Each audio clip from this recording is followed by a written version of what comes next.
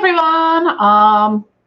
Welcome to my new bright rainbow hair. I think I'm going to be keeping this one for a while. I like it. And also my hair gal was like, yeah, we're not going to be bleaching your hair for a little while because we want you to keep it. So it's actually really cool. It's got like all the colors like underneath. So if I pull it up, it's awesome. So I've got like, anyways, enough about my awesome hair. How is everyone? Welcome, welcome. I might turn off one of the lights in here because it's here. Look at my boobs while I do that. Because I ghost out if I have more than the one light on in here. So, excuse me. Anyways. So before we get started, I'll wait for a few more people to arrive before I get into getting started in occult herbalism for everyone. Actually, let's see. I'm just moving my camera a little and my screen. Oh well, but at least that part of the floor looks clean and it's dark enough. Yeah, so just a couple like little, hold on, my mom just texted me. Her one cat's not, a little bit sick. So, and for some reason I actually had the what's that called? Sound, yes, sound on my phone. I usually keep it on silent. So yeah, anyways, yeah, so just a couple little announcements and like housekeeping things first before we get started. Oh, that's good. Her cat's eating now. She wasn't eating, so she's got her older cat, but that's had a lot of health issues over the years. So, anyways. Hello, everyone. Hi, Eddie, Scotty, Jasonius, and everyone else who's here. So I don't know if I'm going to be doing, or if I do, it'll be on a different day, live stream next week because the Dark Art Summit is going on, and that's going to be Friday, Saturday, Sunday. Since I normally do it Friday. I would have done it last night, but this took like 6 hours. I was expecting to be done by 4 p.m., I didn't get home till after 7, and I had like a day's worth of work to do for two different for my day job and this job. So I was like, yeah, this isn't going to happen tonight. I'm not killing myself. So yeah, so the Dark Art Summit's going on. I'm going to be a merchant there. Yeah, well, I mean, with the color that I had in before, so we had to do like a color remover process to get the blue and purple out so we could put the other colors in. Because if you put like yellow and orange on top of blue, it's going to, well, especially the orange, it would turn yuck. So then we do that. And then she had to do a demineralizing process to kind of pull some of the excess like color buildup out. I kept joking like demon mineralizing, you say? So my hair's got demons in it. And then you have to bleach the roots out, and all this takes time to put everything in, washing it, letting it set for 20 minutes, and then putting this color in. So yeah, it was funny. I popped on Orly Stewart's Patreon, had she did like a little on her Discord server. She did like a little like video chat thing with everyone, and I like popped in. I'm sitting like outside on just on the street with like foils in my hair, and I'm like, I've got my tinfoil hat on, y'all. Brigitte asks, are there courses or certification you can get for herbalism, particularly for witchy herbs? I'm actually, well, okay, so it's two parts. So there really aren't a lot of certifications for doing witchy herbalism stuff. I have slowly been working through just sort of a general herbalism course through, I think it's the Chestnut Academy of Herbalism. Let me look at that. Chestnut School of Herbal Medicine, or they may have changed their name recently. But I've taken some witchier herbalism classes. Right now I'm doing Harold Roth's The Witching Herbs class. And that's really good. Like, that's kind of focusing a little bit more. Right now we've gotten through Belladonna and Datura and like the history of flying ointments. It's an 8-week course, or maybe longer. I don't know. It depends when he drops the materials for him. It's through Thinkific. I think he runs it a couple times a year. I'm trying to think. I've taken a bunch of courses here and there over the years, some locally, you know, some online. Yeah, I would, if you're going to take the herbalism, it's also expensive. They have like an herbal medicine making course, and they have like a wild foraging course, and then they have the online herbal immersion program, which is the one I signed up for, which was like $2,000. I signed up for it like 2 years ago. Still haven't worked my way through it because like soil propagation, I live in a city. I don't really have, I can't really do a lot of, you know, the experiential exercises that are in it.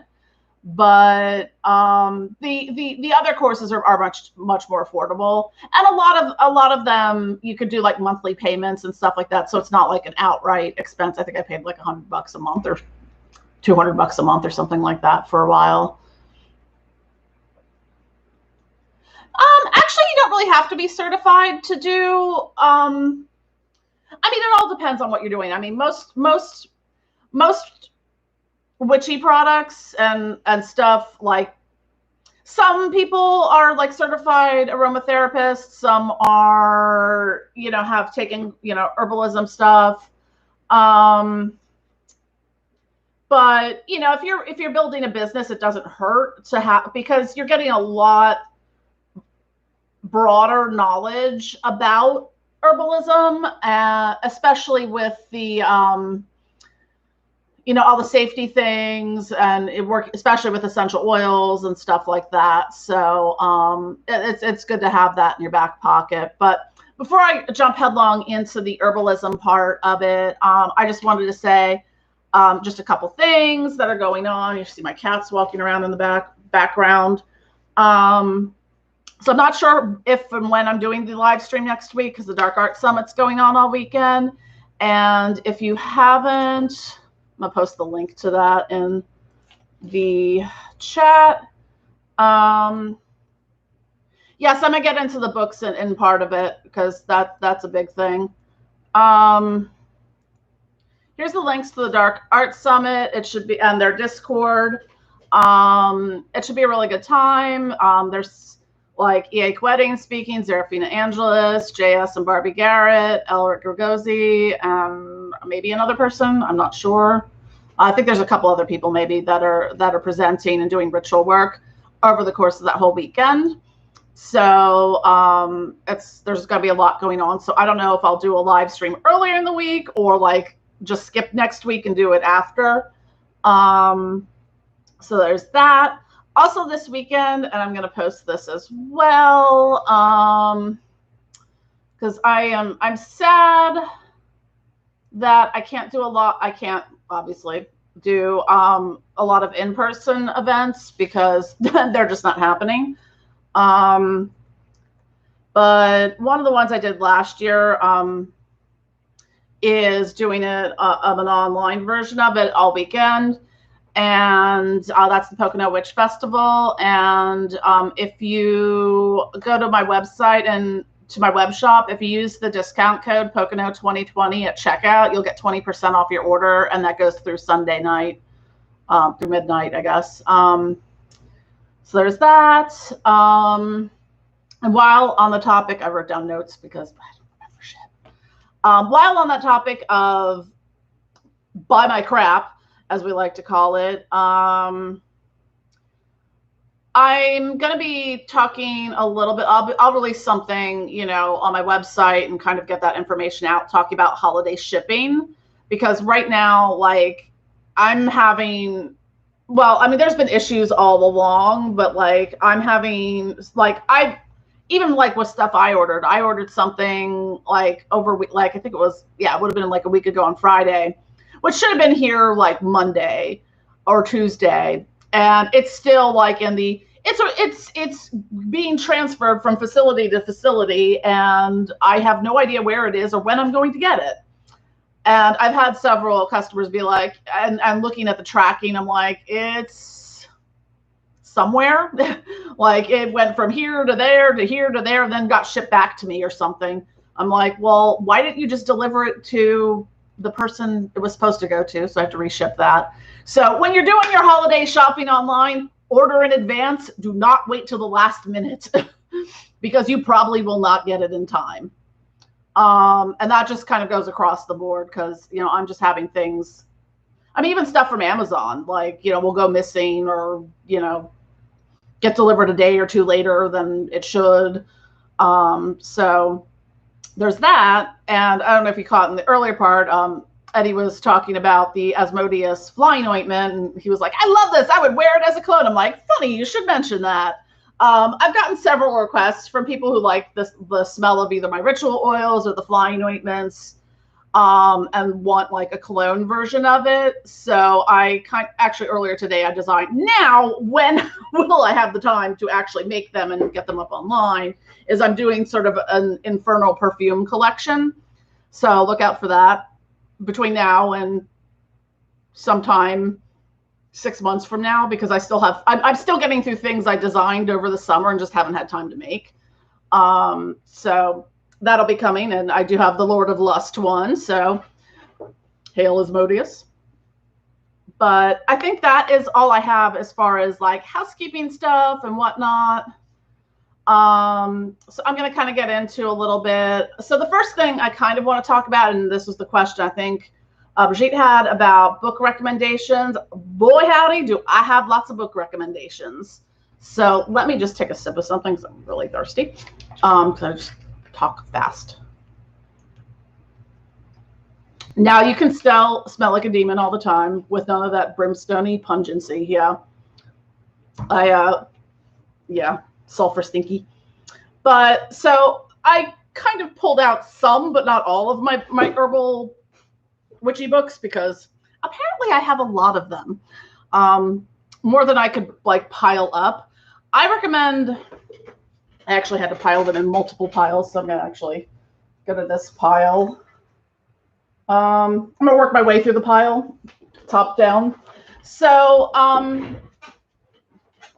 now when we're looking a lot at using herbs for witchcraft, as opposed to like using them for like for their like therapeutic benefits, like, you know, use peppermint for a headache or ginger for a tummy ache, or, you know, wintergreen for pain relief or something like that. You have a lot of correspondences, and, you know, sometimes, and I work a lot of that into what I'm making. If I'm making something for love magic, I'm going to use herbs that correspond with that, or that if it's a particular type of, you know, ritual oil for, you know, like reconciliation, or like, what's one that I have, like love binding, or, which, you know, is more like, you know, it's more like to bind two souls together in a way, but not like forcefully, if you will.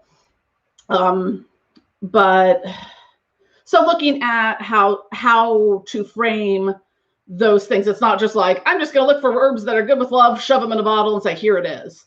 So, you know, kind of looking at something that has different actions and stuff like that, that's appropriate to get the desired results. So what I do, like, sometimes I'll Google things because, you know, I'm on my computer all the time, but I do recommend, and it is a Llewellyn book, but their herbal, or their complete book of correspondences. So this actually has everything, like crystals, animals, herbs, everything. So insects. So it'll, you know, tell you like mugwort, gives you its name and common name. It's associated with Venus. It gives you its zodiac associations. Holidays it's used for, Samhain, which is coming up. It's associated with the rune Rad, R-A-D. I don't know if I'm pronouncing that right, or Rad. Its elements are air and earth. Its chakra is the third eye chakra, which, you know, makes sense because it has a lot of entheogenic properties for like lucid dreaming and astral travel. Its energy is yin. It's associated with the goddesses Artemis and Diana. And then it kind of gives you the different things that, you know, you can use it in spells for protection from animals. So like if you don't want to get bitten by a spider or whatever, or you can use it for astral realm work, banishing, clairvoyance, and so on and so forth. So it'll give you kind of by the herb, and then also like it'll give you a particular, you know, theme. Like this is prosperity, so it'll tell you, you know, the colors to use for prosperity: trees, herbs, plants, gemstones, metals, goddesses, and stuff like that. So this is a good reference book to have for, you know, general witchy correspondences for things. It wasn't terribly expensive too for its size. It was like $35. So that's a pretty big book. So good book. I'm not always keen on all of Llewellyn's stuff, but I do. This is one of the better ones. All right, I'm just gonna make a book pile on the floor. Let's see. The next book I have on my pile is The Witching Herbs by Harold Roth, and this is a little bit more on the poison path, but there are things in here that aren't necessarily like, you know, clary sage, yarrow root, hyssop, vervain.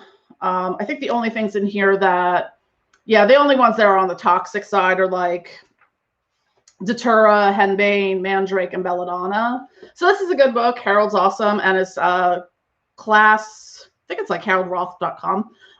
The Witching Herbs is really good. I'm taking that right now.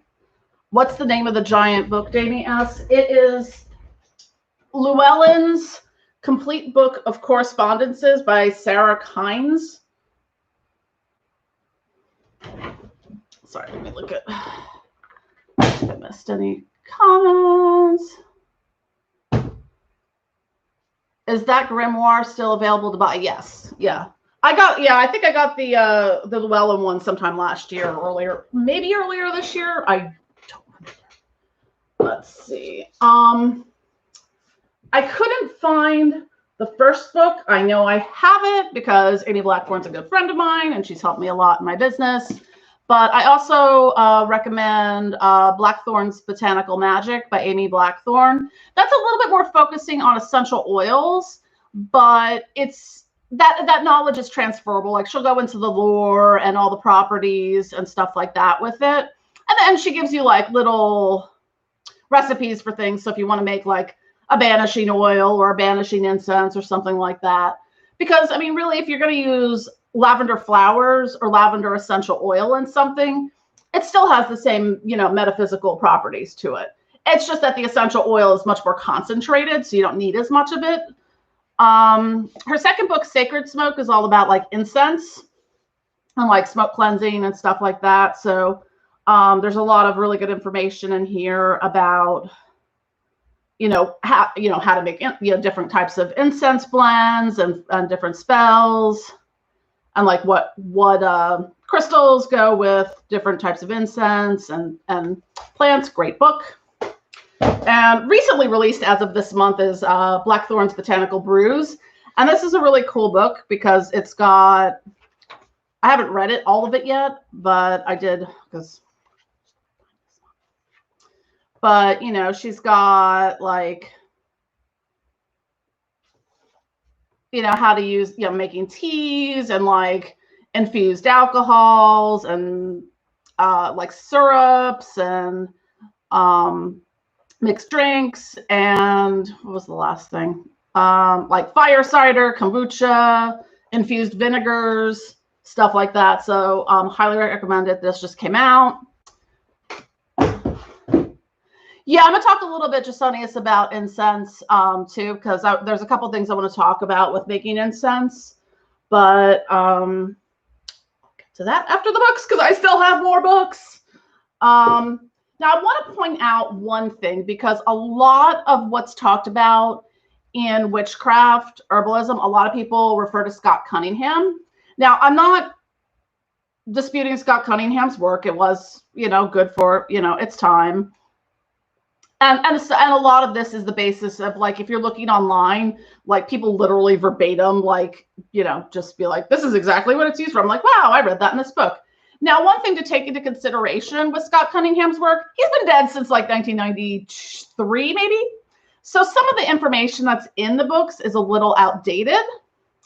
Like, I think I have another one by him. It was like, don't use basil essential oil. It's highly toxic. I'm like, actually, no, it's not. There's different types of basil essential oil, but that's a story for a different day. But I mean, this is also a good reference book. Now, I mean, the thing that I find a little bit with Scott Cunningham's work is it's a little more heavy on the Wicca side. So, you're just going to get, the love and light uses of herbs. And that's great and all. Let's see. Let me pick up.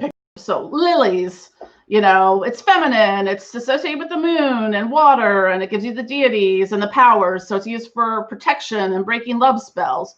And that's all it tells you. Then it gives you sort of a little more like, it's you plant lilies in the garden to keep away ghosts, protect against the evil eye, So it's not, you're not going to find anything about doing Bane magic in a Scott Cunningham book. Yes. So, hi, Lucas. We're just going over Jen's book collection. Well, parts of Jen's book collection, because I have a lot of herbal books. So,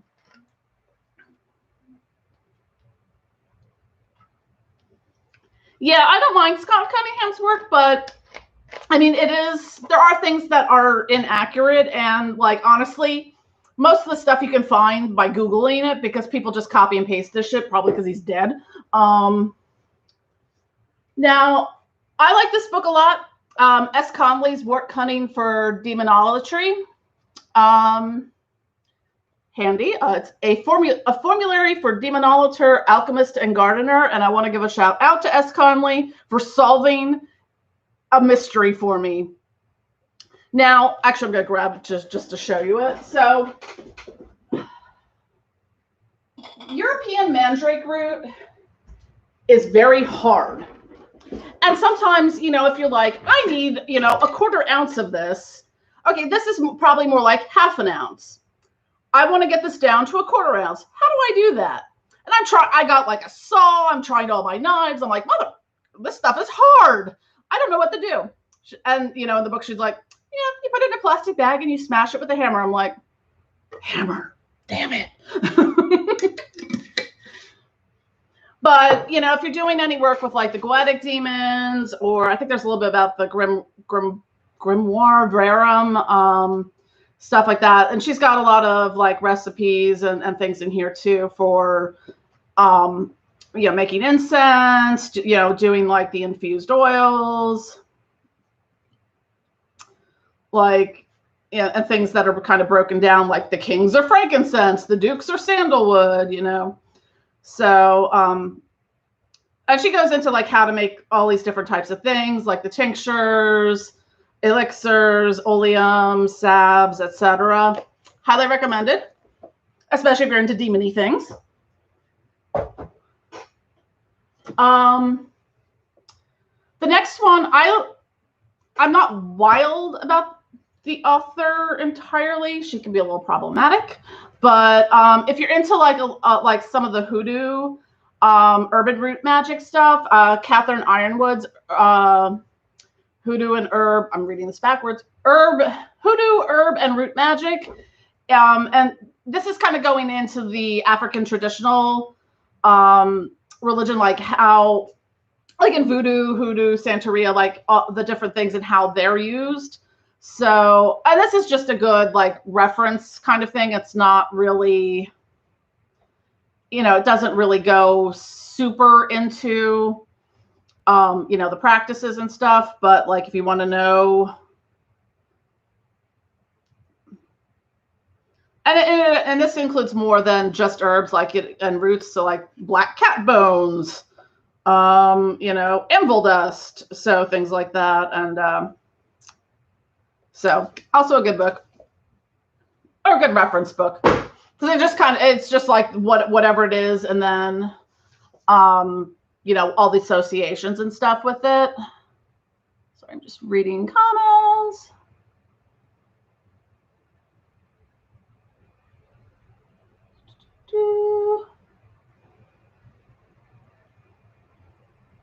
Cool. I haven't finished reading this whole book, but this is a good one. It's called Plants of the Gods, and this is their sacred healing and hallucinogenic powers. So obviously with the work I do, I have a lot of books on like entheogenic herbs and stuff like that. So this is, and it's got pictures. Yay for pictures. But this is a pretty good book for that. And while we'll follow up, since we're talking about plants of the gods, plants of the devil. This, I read it. I'm like, I gotta look at the thing. This is a little bit more like lore and history based. So it, you know, if you're really into that, I'd recommend it. But otherwise, you know, it's not something that, oh yeah, just tell you, my books to read list is, well, first I got to get through all the books I buy and haven't read yet, to get to, and then I still buy more books. I recommend just a general, like getting like an encyclopedia of herbal medicine. I've had this one for a while. Just something that's general that'll kind of give you just the basics of, you know, what this is, things to watch out for, you know, as far as, well, that's weird. Anyways, you know, how to use different herbs for therapeutic purposes, and also like precautions that you should adhere to when using herbal things, because, you know, there's a reason your doctor asks you if you're taking any kind of herbal supplements, because they can contraindicate different medications and different, like if you have gastroesophageal reflux disease, stay away from mint. You don't want it. It's probably going to make your life hell.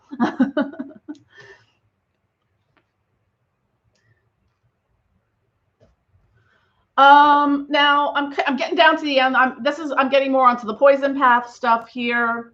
So I never pronounce it. Veneficum, magic, witchcraft, and the poison path. This is also going to be a little bit more of like the history base of that aspect of it, but it's a really good book. Ooh, and there's a chapter called Infernal Vapors. And if you really want to know all about flying ointments and the history of them, The Witch's Ointment by Thomas Hatsis, The Secret History of Psychedelic Magic. He's done some cool books, other ones as well. And Herbarium Diabolicum and the Poison Path.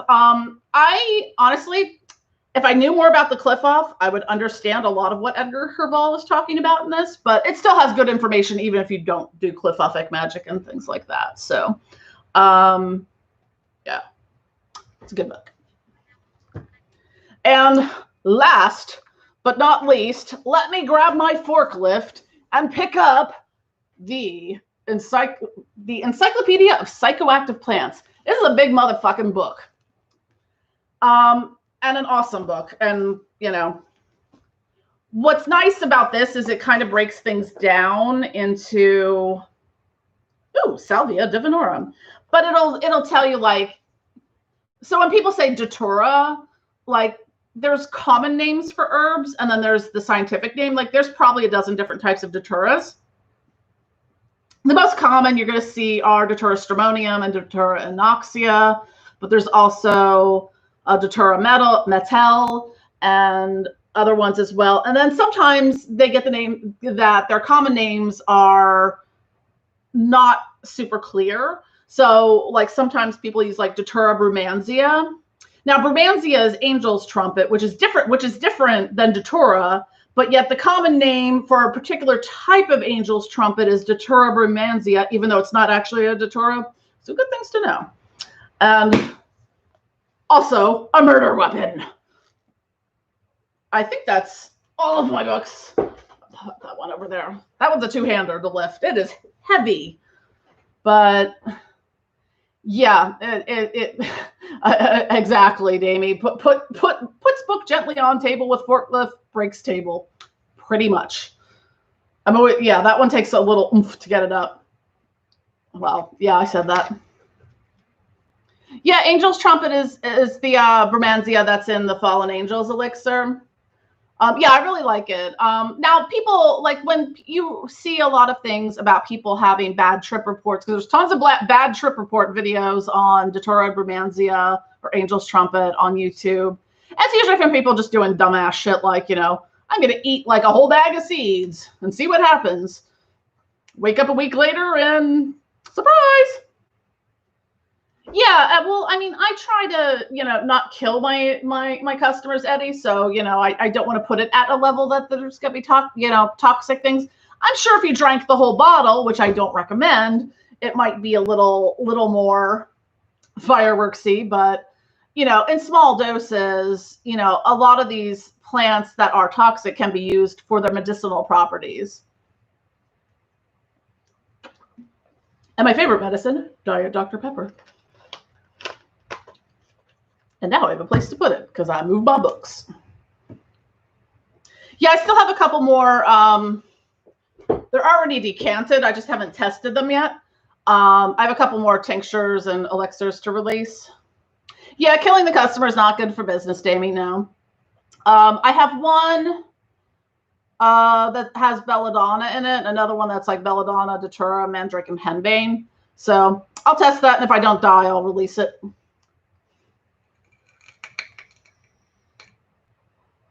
And I have a few others brewing and stuff like that. So now that we got through the book section of this, so it's really not, yeah, it's really not super difficult to like start working with herbs. Like you want to have your basics, you know, some peppermint, lavender, sage. Now, you don't have to do white sage if you don't want to, you know, because some people are like, you know, have ethical issues with white sage. That's fine. I actually can't stand the smell of it, so I don't use it that often. You know, you can get regular garden sage, like they sell, you know, like at the store for culinary purposes and stuff like that. Is there a reference book for old terms like eye of newt, dog's tail, etc.? Yeah, some of that in like the historical ones that I mentioned kind of go into like where some of these things may have, like the origins of them and where they came from. But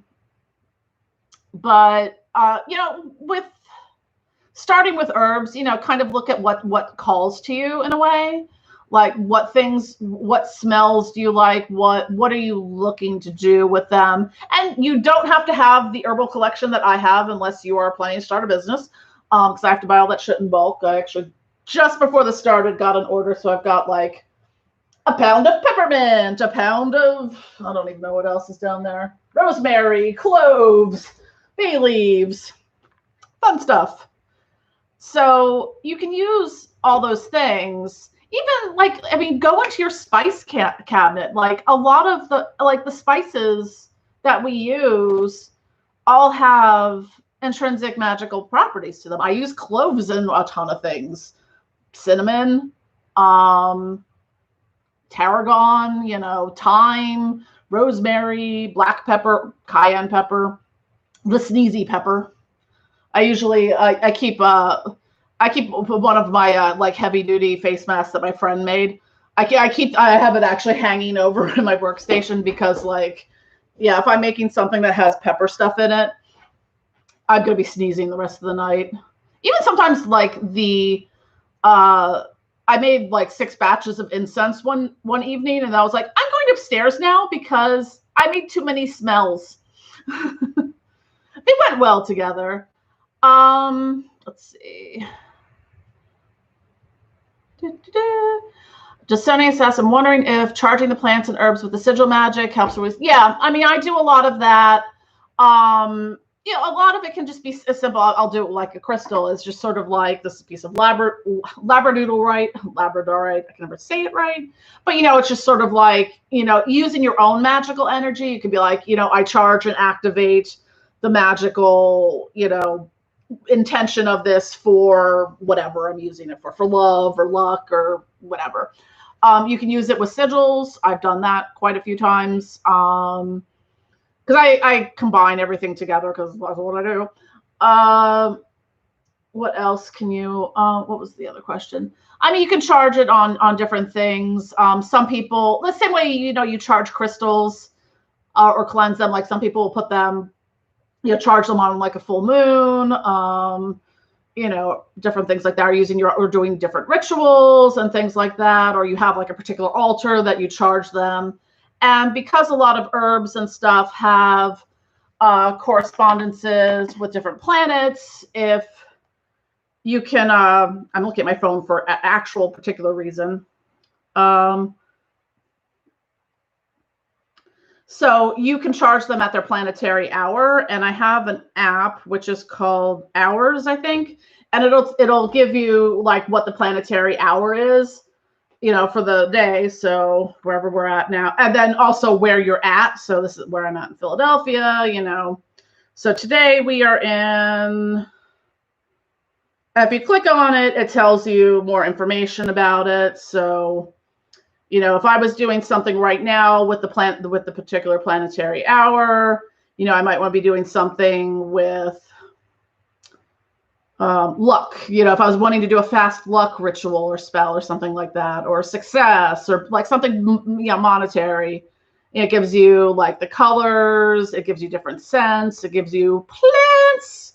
So, you know, it'd be like use cloves, strawberry, betony, flax, fumitory, etc. And also the minerals. And this is actually a really good little app. I think it was maybe like $4.99, I want to say, but it's pretty cool. So, hi, Kirsten. So that's a pretty cool little app to have, especially if you're into doing like planetary magic.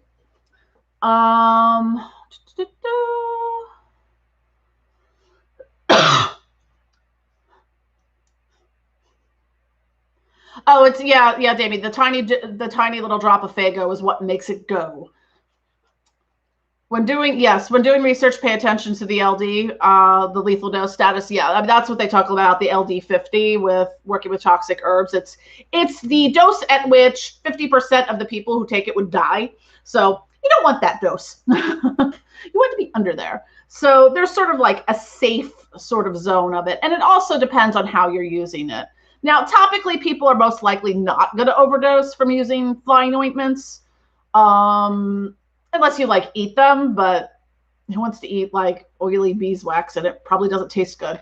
There's always that one guy. Oh yeah, Kristen, I'll send you the link for it. I think it's called Hours. Is the name of that app. But I feel like all my live streams are like commercials for Diet Dr. Pepper because that's what I'm always drinking. Astrology Ephemeris is another good app for moon phases. Yeah. Thank you. Yeah, you know, Necronikki, there's not a whole lot of good witchy apps. I think I found like 3 that I use regularly. So I use Hours. There's a moon phase app I really like. I think this one was free. It'll tell you all the moon stuff. We're currently in the first quarter. And it'll tell you like the best time to view the sky with the moon. It's mostly cloudy tonight, which I confirmed when I went to go take the trash out, I'm going to say. There's another one I like called Time Passages, and that'll give you like your astrology chart. So there's my chart. I don't know if you can see that. Here we go. Yeah, it's not coming up. Or maybe you can see it. I don't know. There's a glare. Yeah, there's not a lot of like witchy apps that I use. Like Amino Apps has like a pagan community one. I don't really use it that often, but those are the ones I use the most.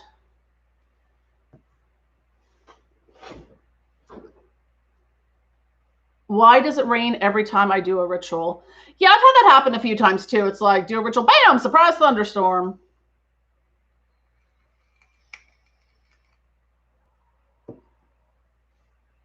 But Jasonius asks, have you used any stormwater in any of your tinctures and elixirs? Have you been to Philadelphia? We don't even want to drink our own water. I usually use distilled water, so I mean, I could leave it out during in like the jug during the storm, but yeah, we call it the Schuylkill Punch because that's the river, and we're like, you know, it's funny when COVID hit, we're like, dude, we drink the Schuylkill Punch, we'll be fine, we're immune to everything anyways because that's some toxic shit right there.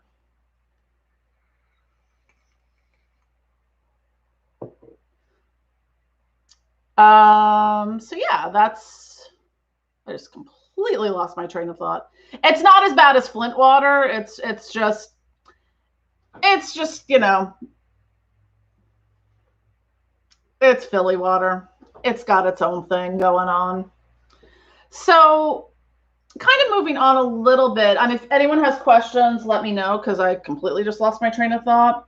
So I was going to show you a couple things and just kind of like a little bit of my methodology for how I put stuff together. And, you know, if you want to experiment, you know, how to kind of get started with doing that. Because, I mean, if you go to look online, like, you know, how to make a prosperity oil or something like that. You know, most people aren't going to tell you that, okay, you put, you know, 0.6 ounces of this and 0.1 ounce of that. Like some of that you kind of just figure out, you know, on your own. And, you know, also volumetrically, because some things like are expensive. I would not put 6 ounces of mandrake root in something because that would be hella expensive. Or like sandalwood essential oil. I always used to crack me up at events. People are like, why don't you make sandalwood soap? I'm like, because if I made sandalwood, like pure sandalwood soap, it would be like $50 a bar because sandalwood is fucking expensive. Because yeah, like 1 ounce of sandalwood is probably like $150. So I'm going to show you what's first. I'm going to show you an oil. This is the only one I currently have brewing. I should probably wear gloves because, well, actually, I'm going to grab a towel to hold it. Because I started brewing a new batch of Doom oil last night, and it's stinky and got icky things in it.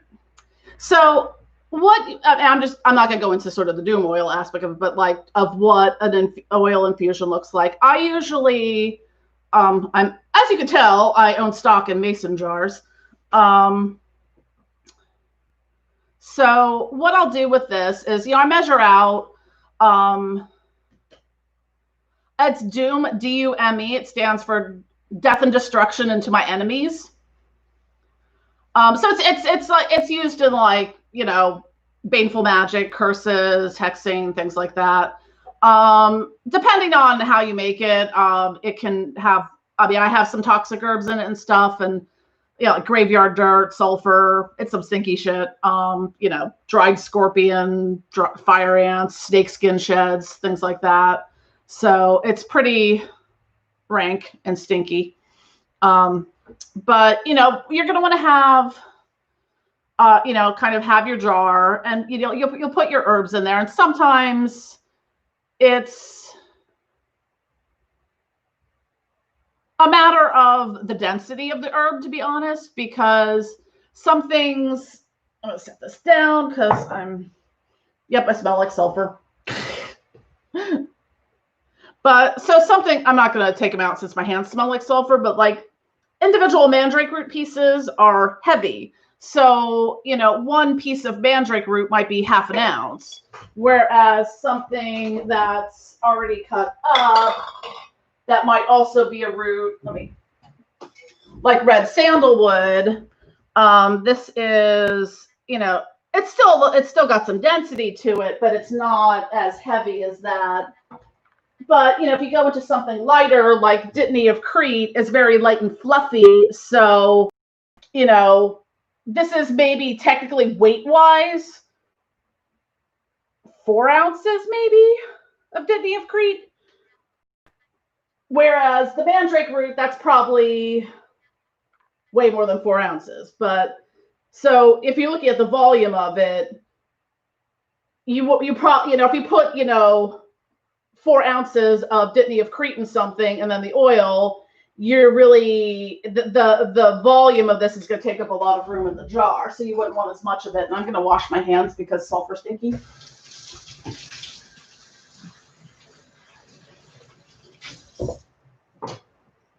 Yeah, oops. The thing I hate about sulfur is even if you wear gloves with it, it just sticks to your skin. It's gross. So with doing like an oil infusion like that is I will take, my base herbs that I want in it, and I will, get the measurements that I want of it, and take into consideration after a while, some things smell better than others. Sulfur, not one of them. So I'll put that in the jar. I fill it with the carrier oil, and with the different types of carrier oils, you can use like olive oil, sunflower oil. I use a lot of fractionated coconut oil because that's the liquid version of coconut oil. And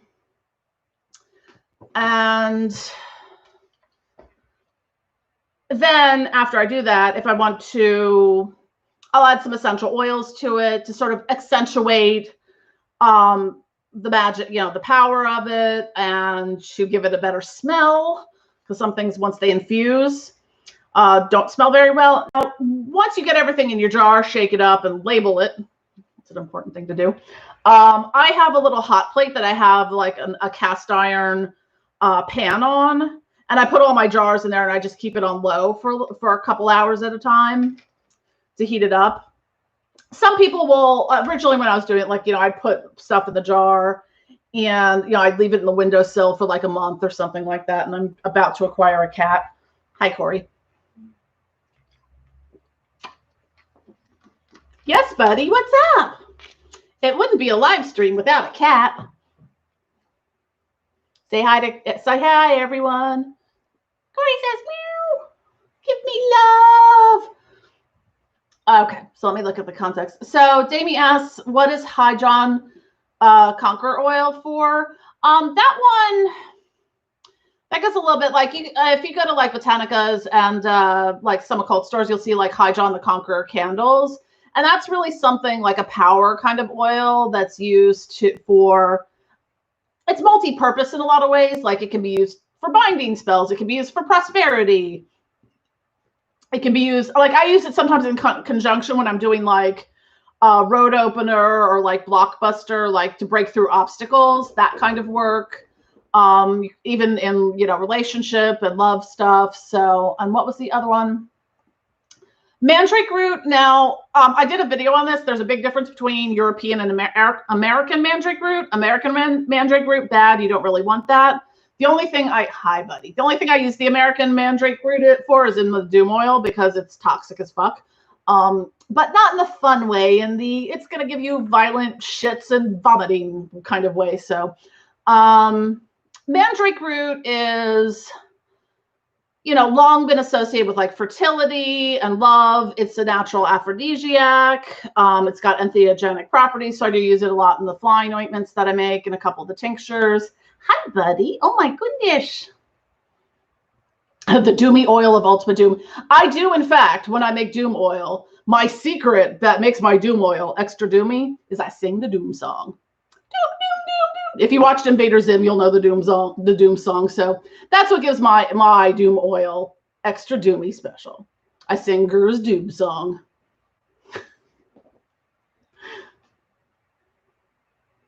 Yeah, Kirsten's about like a hex bounce back. So I do some stuff I do for that is also mirror magic. So like if you have like a mirror box, you can kind of create, and like if you have like something like in a binding kind of way, like if you want to bind someone's energy from affecting you and reflect it back on them, the return to sender kind of thing, you can do that too. I actually have a return to sender oil that on my list of things to make and release, will be coming out soon.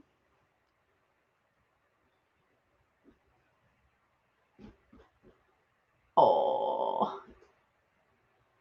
The mandrake, yeah. The full mandrake, I mean, full mandrake roots can be huge, like, and expensive. Like a full mandrake root can be like $400 because they're just like massive or more. Like I've seen them in the thousands.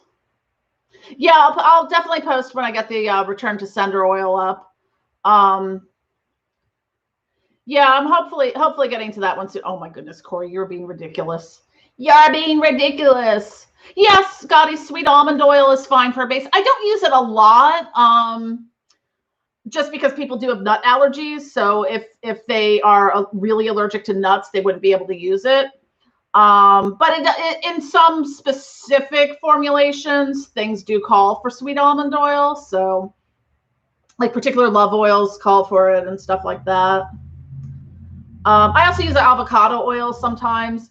Castor oil, I don't use as much just because it's very, very thick and it's hard to pour like out of the little bottles. Oh my God, Kat, what? What? It's my life. And now look at me. I'm on camera and I'm covered in orange cat fur. Thanks. Mineral oil, the only thing I really use mineral oil for is the doom oil, because it's not a great oil to use. Castor oil, yeah, it's very thick. Well, it comes from the castor tree, which produces castor beans, which is what ricin comes from. Oh my gosh. Oh yeah, you should have seen him before when I had the books piled up before I went live. He was sitting right behind my computer monitor with his head looking up at me like, oh my goodness, kitty. I gotta show people things. Yes. Can you see how covered in cat fur I am now? Thanks, kitty. So next on our list. Yes. Okay. Cat. So next on the list, I want to talk a little bit about making your own incense. Like a lot of people will just like take herbs and put them together and burn them on a coal, like, and I've seen people sell loose incense that way. And it's not really incense at that point. It's just you're burning herbs. And the thing is, when you burn herbs like that, you're not really getting the smell, like it combined well. And it like, I just find like the smell of it isn't the same. So I'm just going to show you, excuse me. Actually, I'll pour this in this little lid I have right here. So this is a loose incense blend that I made. This is actually my Lucifer loose incense. Isn't that right, Corey? So what I do with this, I mean, this is multiple ingredients. And I own multiple coffee. I use the coffee bean grinders because they're really great at grinding herbs. And you can get, this one is actually kind of dirty because I just used it, but this is like 20 bucks at Target. I think I have two of that one and I have another one that's larger. So you grind your herbs up together and your flowers, and you can add resins as well. And it doesn't have to be into a fine powder or anything. Like you can see there's little bits of rose petals. So it's got like a nice texture to it. Now, the key thing when you're making loose incense, you can combine most herbs into that as long as they smell good. Because, Damien wants to know, have your cats ever walked across the shelves behind you? Thankfully, no. They've looked at it and been like, ooh. I'm like, fuck no, cats, fuck no. Yeah, I mean, you could do personal incense. I mean, not everyone. Some herbs are expensive to buy, or like right now, like some things are really hard to find. Like I've been having a hell of a hard time finding like rose petals, which is fairly common, but and pink rose petals have gotten really expensive for some reason. I don't know why. And lavender, I've had a little bit of trouble actually finding lavender flowers recently. So you grind everything up. And you have it in a bowl. You make sure, you whisk through it or use a fork or whatever. So everything's really blended together nicely. Now, the key secret ingredient here is two things. Is you really need a binding agent. And by that is something I use.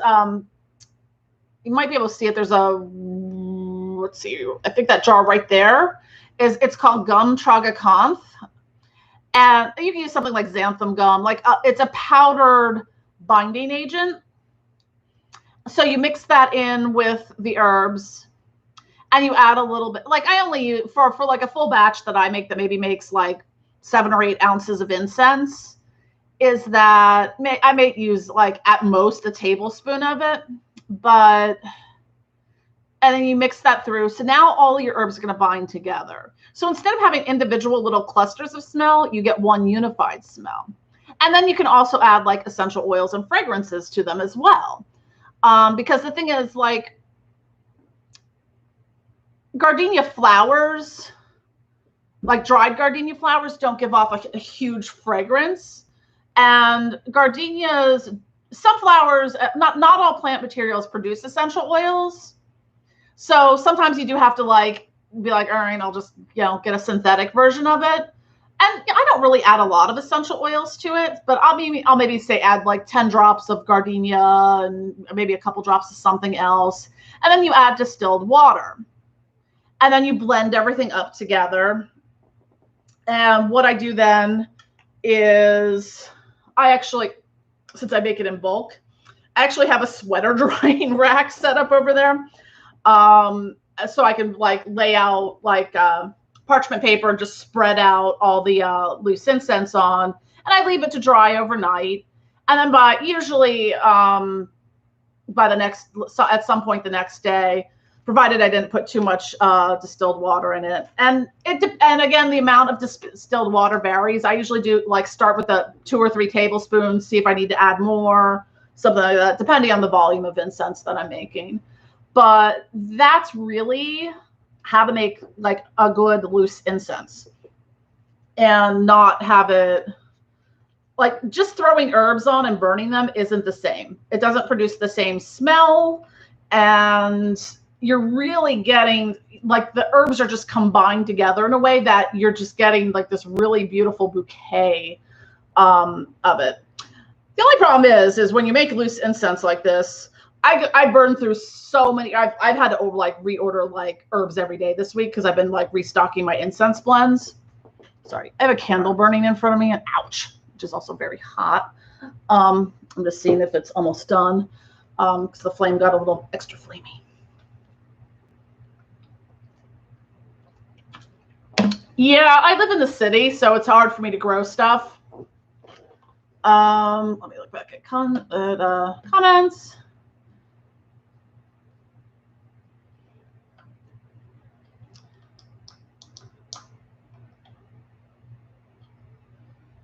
Yeah.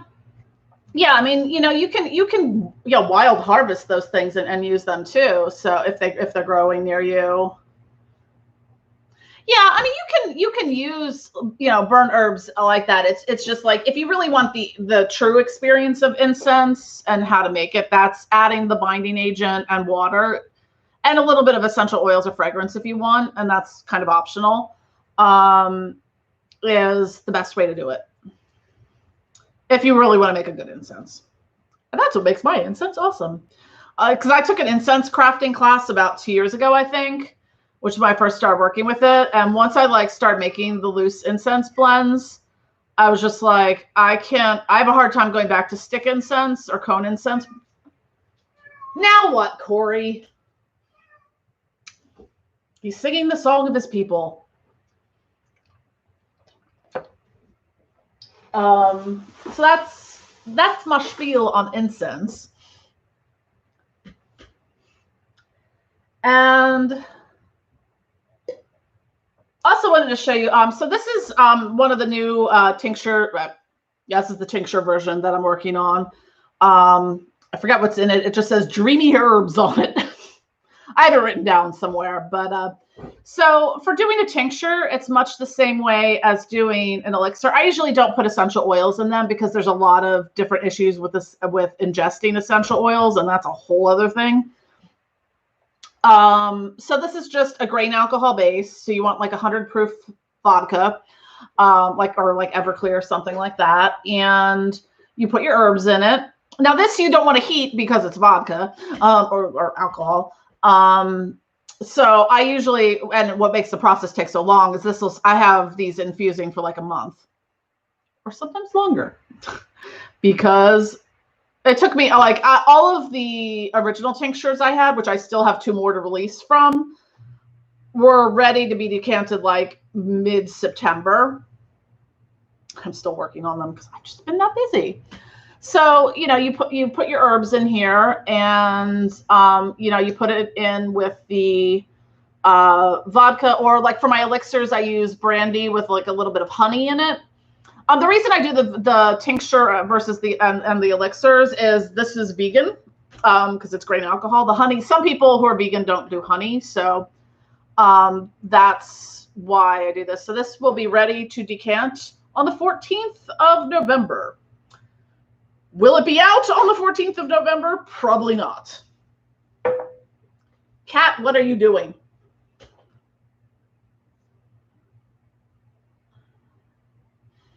Yeah, there's very few like stick incense or cone incense I like. I will take Nag Champa anything, anytime. Although I will point out one awesome thing.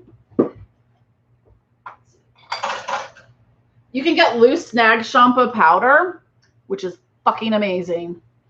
There. Because I will Nag Champa all the things if I can.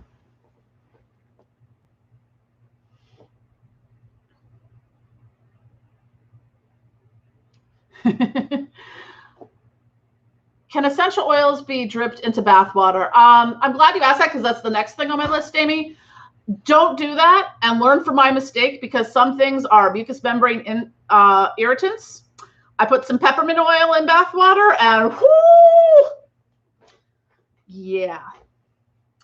Imagine putting some Vicks Vapor Rub on your hoo-ha, or like Icy Hot or Bengay. Not the greatest sensation. It's like, oh, that's nice and cool. Oh, the burning, oh, the burning, oh, the burning. So if you're like, when you're doing any kind of, even if you're using like bath salts, you need to mix the oils or the essential oils, because they're fat soluble, not water soluble. You need to mix them in a carrier oil. Even if you're putting them on, because the salt isn't going to do anything, because you're just going to get that floating in your bathtub, and you know, you get a pocket of peppermint oil and in your nether. Cats, what are you doing in your nether regions? Whew. Not so fun. So so you always want to mix it, and you don't have to use a lot. Like, I mean, you're talking about maybe like a tablespoon of like jojoba oil or anything like that. That will really do the trick. You know, and all the bath salts that I make, and I make a lot of bath salts. God, I don't think I had to make any bath salts this weekend.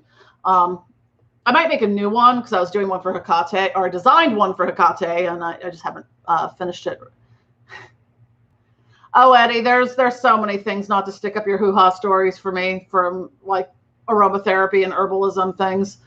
I had to do a blog post probably about 2 years ago, like, please do not soak your tampons in tea tree oil and for yeast infections. That's not a place you want chemical burns. There are safe ways to make suppositories and pessaries. You just need to put them in like I actually took a class and learned how to make that. I've never actually done it, but you have to put them in like, you know, like cocoa butter or something, or shea butter, something like that, you know, to absorb the impact of, you know, how intense and potent essential oils are. Yeah, I think I actually got that loose Nag Champa on Amazon a while back. I think I was looking for something else Nag Champa. I was like, Nag Champa powder? How many do you have in stock? I will take them all. I forget exactly where I got them from. Incense is extremely important. Yeah, I use incense a lot. Yeah, frankincense. Yeah, it's. Yeah, the resin incenses are interesting. One thing I will point out, I love the smell of amber resin burning, you just have to be very careful with it, because if it overheats, it does catch on fire, which I've done twice. So that might be something you want to like maybe put your charcoal disc on like some sand over it first or something, just to kind of like insulate it. But yeah, it'll just go and fire. I have not seen the song Dr. Bronner Makes Your Hoo-Ha Tingle. That sounds awesome.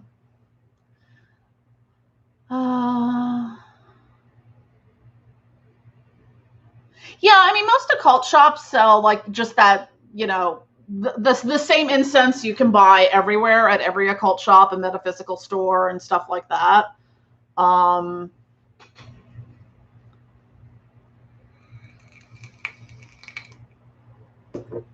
Yeah, people are just, yeah. It's like, don't do that, please, please, please, please. Or put essential oils in your eyeballs. No, don't go blind. And stingy, ow. So if you've ever gotten peppermint oil on your fingers and even rub near your eyes, you'll be like, oh.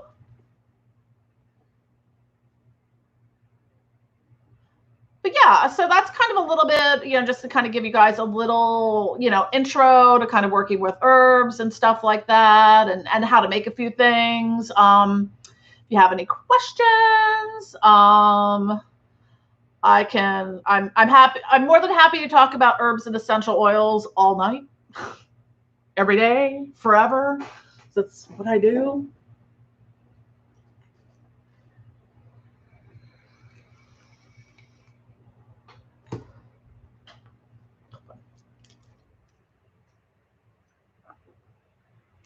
Yeah, I find for doing the loose incense, I actually just learned the hard way.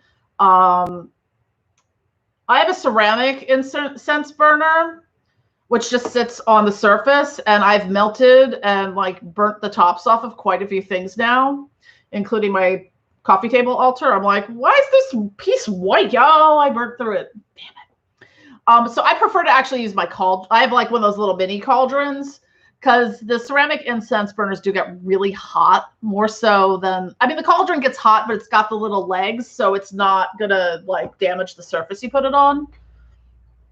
Sorry, I'm just trying to, I need to grab something because this candle's almost done candling.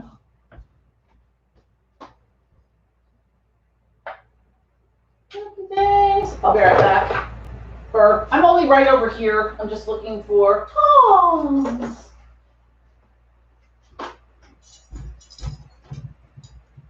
And I have returned, still covered in cat fur. I would show you the candle I'm burning, but it's in a glass jar and it's almost done and it's really fucking hot. So tongs. And also, while I have the tongs, if you're doing, of course I didn't bring it over, but when you're doing loose incense using those little charcoal discs, get tongs, because they take a little bit while to light. Like usually what I'll do is I'll light a candle and I hold the disc over it so it gets really lit really well. Otherwise it's going to burn out pretty epically. Oh, yeah. All right, I'm putting this candle out for now. Yeah, I got to get some of that sand. Move you over there.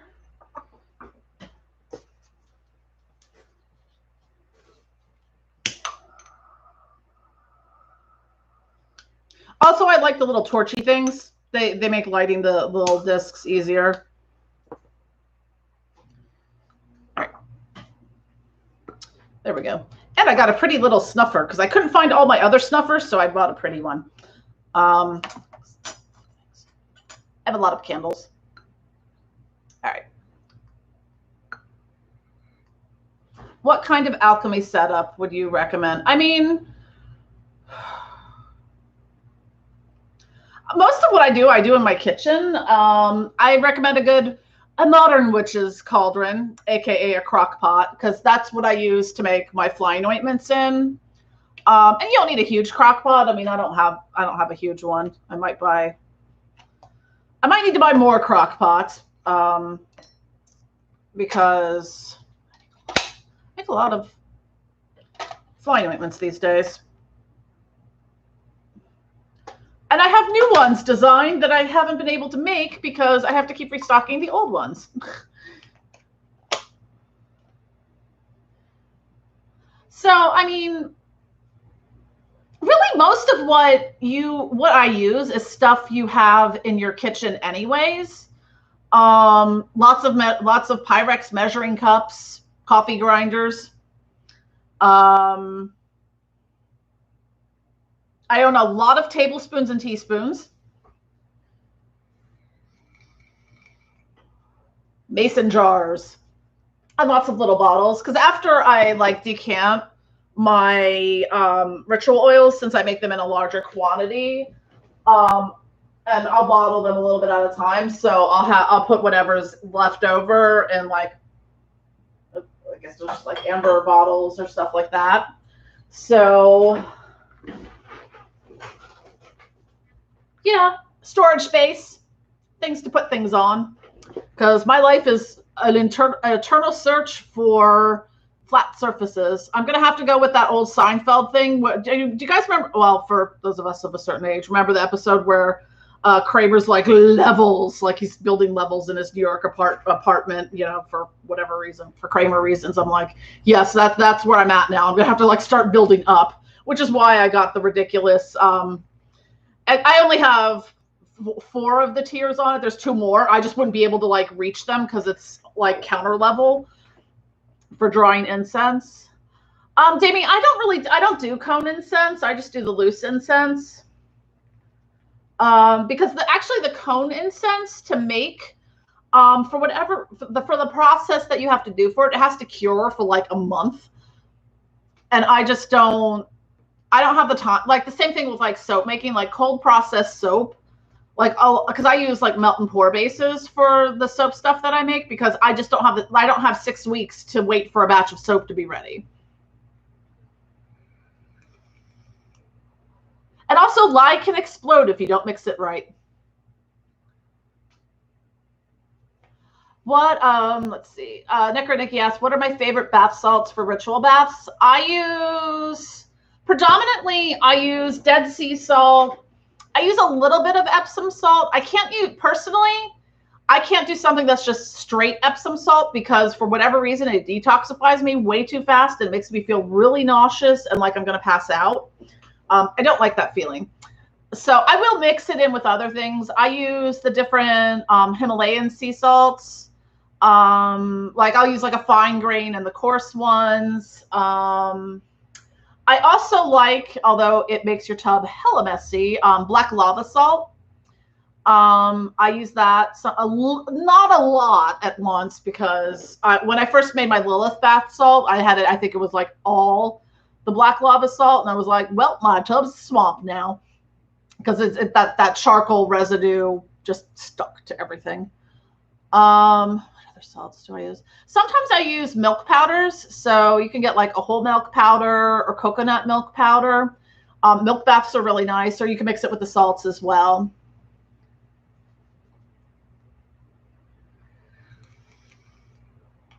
Lucas asked about the cones. They actually do make molds for them. I don't know if I have one up here. I bought one at some point in time. Yeah, they do make little molds that you can put them in, or you can just press it into shape. It's just for as long as they have to cure, you kind of need something to hold that structure, or eventually it's just you're just gonna have not so much a cone as just a pile of incense goop. And let's see. Yeah. I mean, there's a lot of places sell incense sand. I only have that issue when I use that ceramic one. Most of the time, my cauldron is fine. Let's see, exploding lye. Yeah, there's You mix the lye with the water, but it's like if you fuck up and like I forget which it is, you either put the water in the lye or the lye in the water, but one of those methods will cause an explosion. King Paimon hasn't been in touch about more products, but I do have them on the list. Beelzebub has been flying around my kitchen being like, bitch, you still have to do my incense and spellfire. So I'm going to be doing that then. Every time there's a fly or a bug around, I'm like, Beelzebub, what?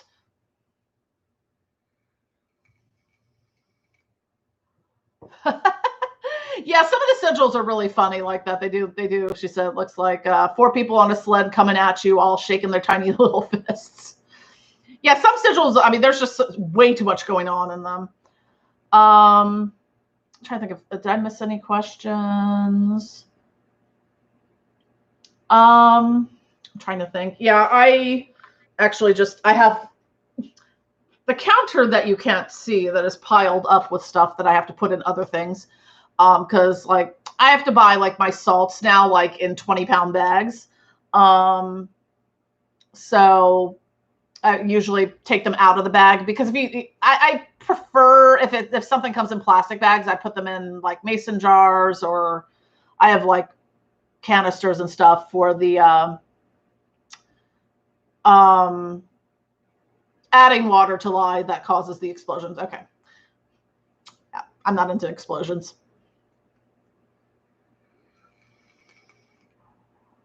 My candles were making my smoke detector angry earlier.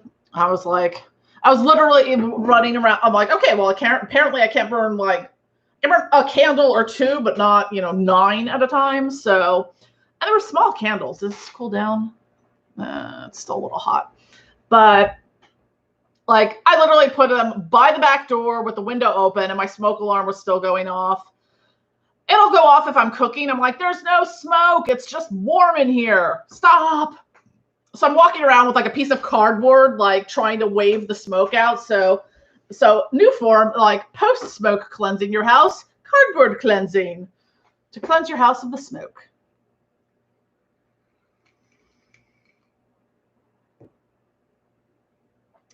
But yeah. Any other questions or any other topics or things that you want to talk about? Oh, I know another thing that I got that really, because I discovered one thing. Making potpourri fucking sucks and takes forever. So I don't make potpourri. But in that process of trying to make potpourri, I got a fruit and vegetable dehydrator. So like with the bath salts that I have, and I do use them in my ritual oil. So like if they have slices of lemon and orange in it, I've cut those and dehydrated them myself.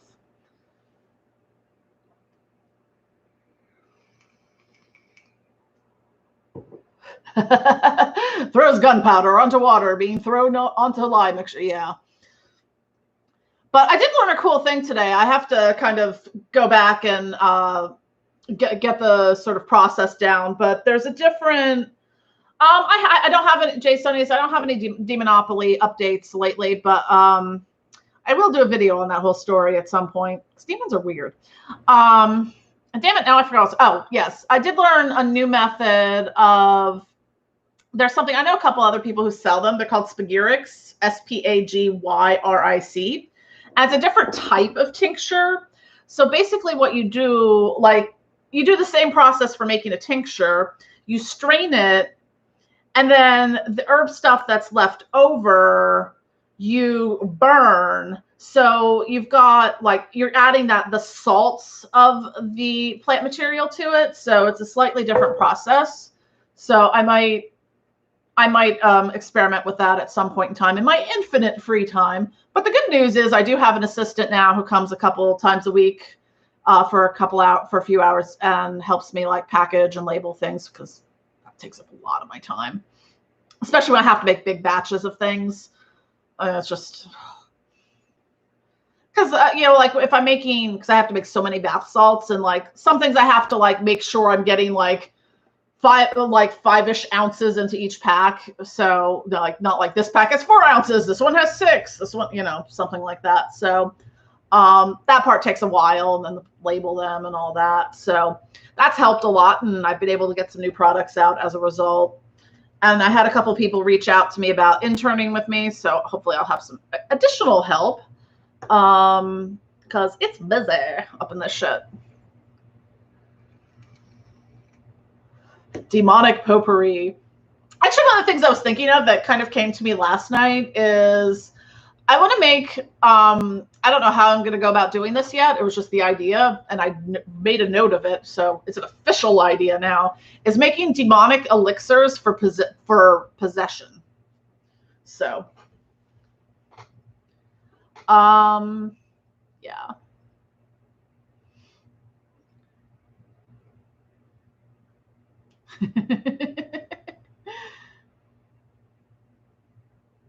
That sounds awesome. I hate to run away, but I really have to pee. And luckily the bathroom's only like right over there. So I will be right back. So admire my herbs and play the game of guess how many herbs are on the shelf. I will be right back. Oh, hi. Oh, no. You're so cute, Mooney. I wish.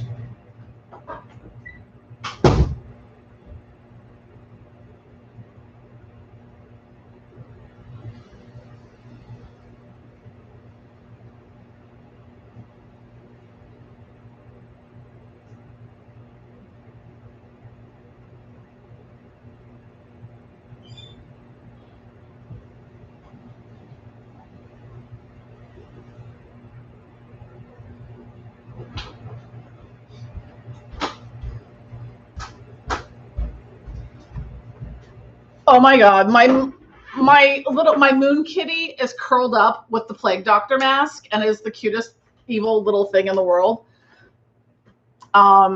She's my little witchy poo. She's just like curled up with the mask. It's so cute.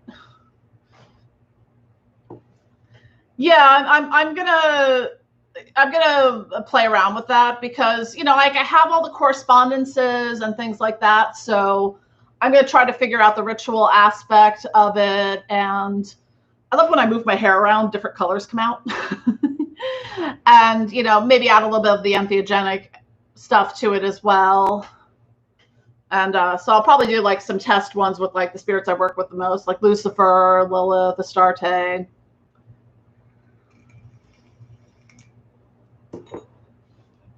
Floating possessed herb jars staying just out of reach. Yes.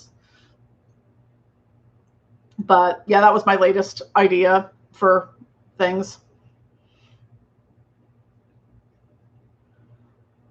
Because, you know, I find like even when I started doing like the blends for particular, you know, goddesses and demons and things like that, like it really opened up the pathway to working with them much faster and easier than you know I was having initial, but just sort of the all-purpose ones. I mean, the all-purpose ones work well for that as well.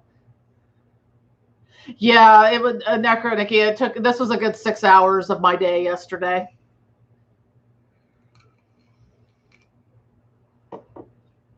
Yeah, my friend Zara does my hair. She's a YouTube channel too. I'd have to look and see what it is, but yeah, she's been doing my hair for like 6 years, and I'm like, girl, I know you've been wanting to do this to my hair forever. Have fun. I'm like, just do whatever. She's like, yeah. Like, make me a rainbow.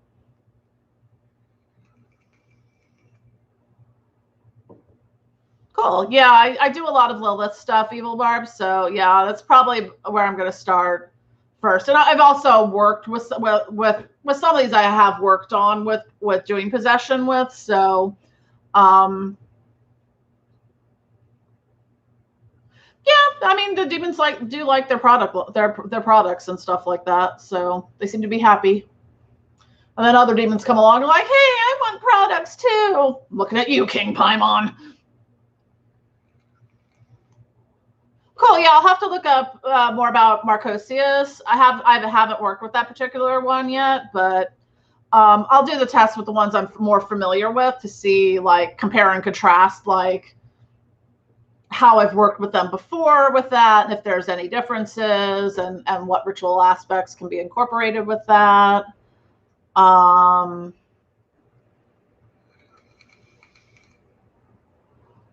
Yeah.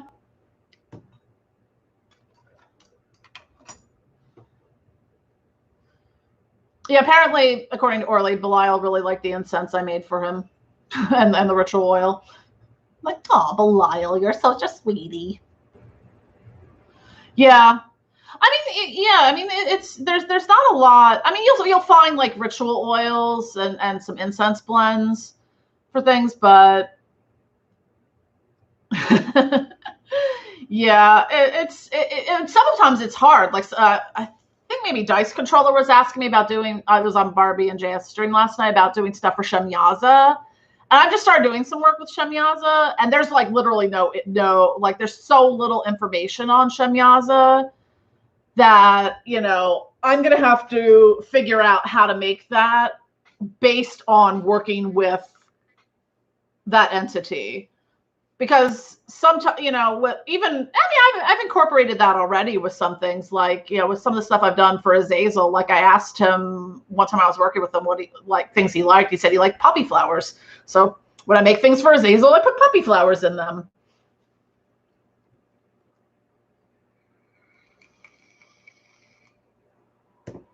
So, yeah, it's been an interesting process, and I get a lot of requests. For those that weren't here in the beginning of the stream, due to requests I've had from different customers and stuff, I'm working on an infernal perfume line. I just designed that earlier today. Now I just have to make it. So I should hopefully have that out in time for the holidays. But having assistance is helping me get, and so far with the orders I've gotten in this weekend, haven't required, like sometimes I'll get a lot of orders in and they're all stuff that I have to like make. So, so sometimes it's just like crap, you know, like or they'll order 4 of something and I've got 3. So then I have to make an extra, you know, I have to make another batch of soap or something. So, because it's just always a juggling act of, okay, here's the things I'm currently out of or almost out of that I need to make. And if someone orders it, then I'd have to make it right now. And because I was going to do a different flying ointment or one of the newer ones, but then someone literally bought out like all my Lotus Dreams flying ointment. I think I'm down to like 2 or 3. And I sell that one a lot because that's one of the ones I also have on Etsy because it doesn't have any of the belladonna and stuff in it. So, and now that I'm down to like 2 or 3 of that, I've got to make more of it. So I did a double batch of that one because that one sells a lot. So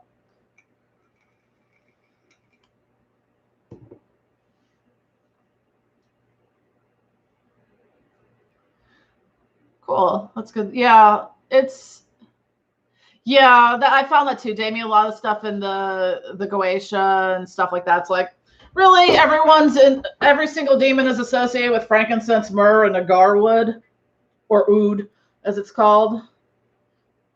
I'm like, It might be just because of all that was available or stuff then associated. So, and everyone has different experiences. And, you know, you look around, like I'll look in like a lot of the different books and, hey, Eric, and, you know, kind of, you know, formulate things, you know, for the different infernals and demons and dark goddesses that way. Some of it's from personal experience. Some of it's from, you know, like as I'm reading through different books, like, oh, I use this incense for this particular spirit and stuff like that, and kind of, you know, be like, okay, well, we'll add that to the ongoing list because I have a document that just has like all the like, you know, here's all the things that I've read that are associated with Lucifer, you know, so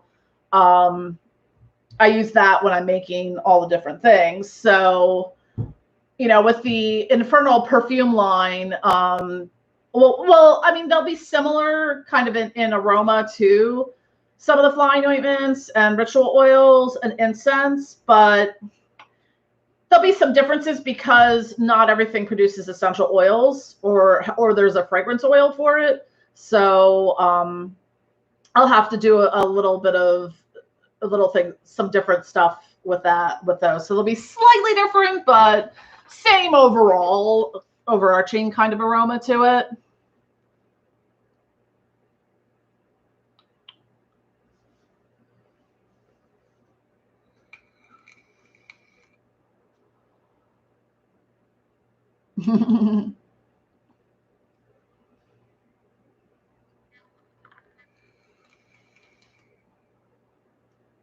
Yes, I finally have a fully charged vape battery.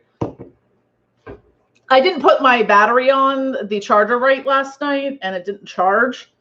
And the vape I take takes these really huge ass batteries, so I only have like 2 of them.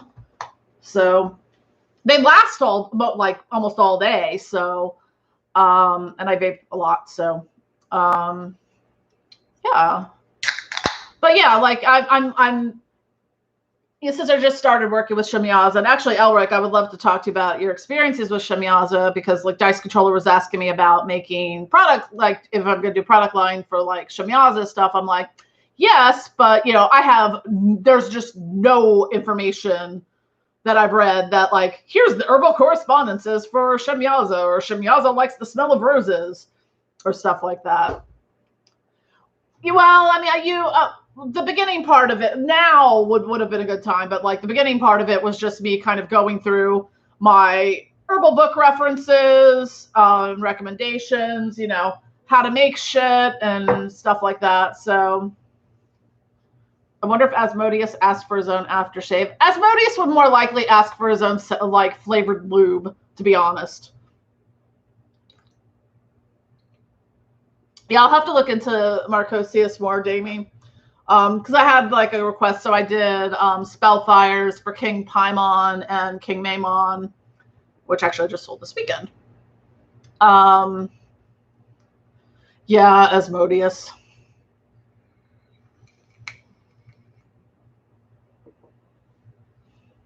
That wacky Asmodeus.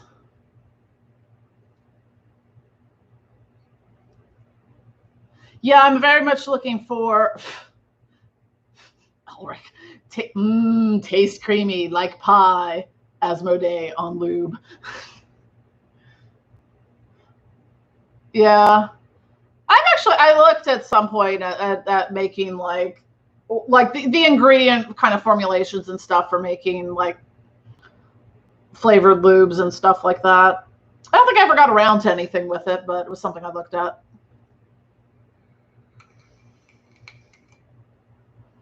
You know, there's a lot of different safety things for stuff that can be internal versus external. So that's why I usually say with the flying ointments to avoid putting them on mucous membrane, because some essential oils and herbs are mucous membrane irritants. So as we talked about in the bath section, you don't want peppermint on your pippy. All I'm going to say. Flying lube. I mean, there are some like mandrake root, like if I like the mandrake mandragora flying oil I have, you could, because it's just fractionated coconut oil with mandrake infused in it. As long as you don't get any of the splinters, you know, you can use a little bit as a lube. That one's not, and that one doesn't, the flying oil doesn't have any fragrances or essential oils in it. It's just coconut oil. So that one could be more so than other ones that have things in it.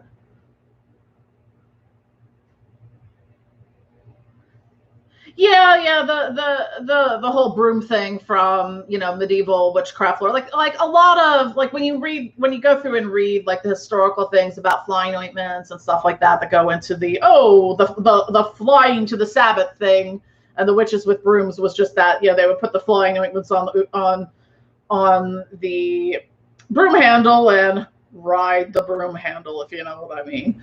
But again, a lot of that comes from things like witchcraft trials and, you know,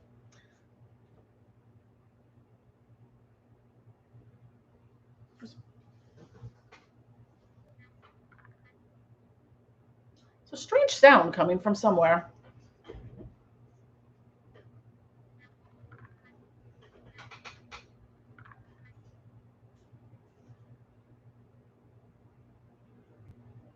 Where is strange sound coming from? We'll be right back.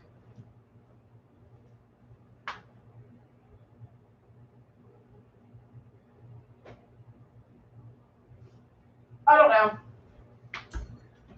Most most likely, given that I live in a city, I've probably got mice in the walls or something, and useless cats.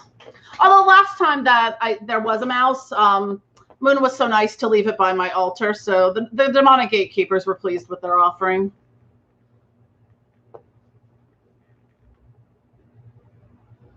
Yeah, I had a friend that worked for Planned Parenthood. People have used some strange ass shit for lube. Don't recommend butter.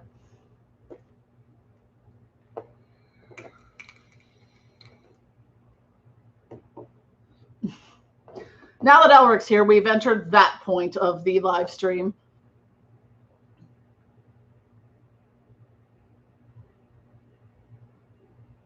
Yeah, Eddie, that's true. I mean, there are some more traditional witches or some of the pagan things that do sky-clad rituals and stuff outside and things like that.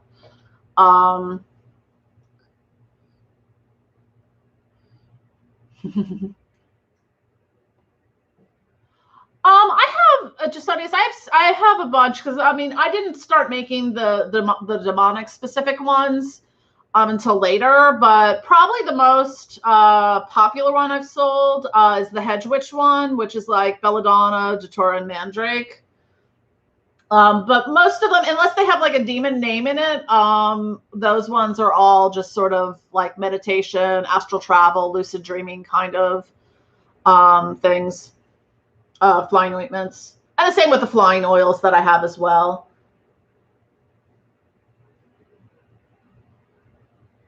It literally sounds like something is running around in my oven. It's weird.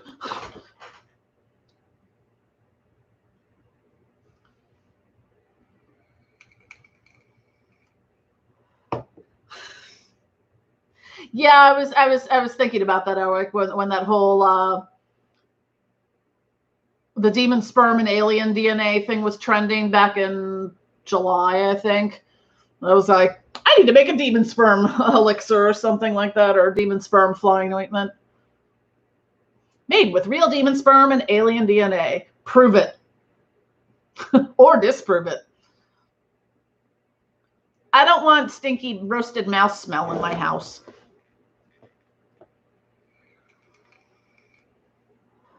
Although the cats have been at times like just like we're gonna stare at this one area of the house intently. I'm like, well, there's probably a mouse there. Great. Moon's not terrible about catch. Corey's useless. The problem is like Moon will catch the mouse. And then she'll run somewhere else with it, drop it, and then the mouse runs off, and then she'll catch it again, and you know, and then there's a whole hullabaloo of them tearing around the house, and then a day later, I'm like, oh look, there's a dead mouse by my altar. Thanks.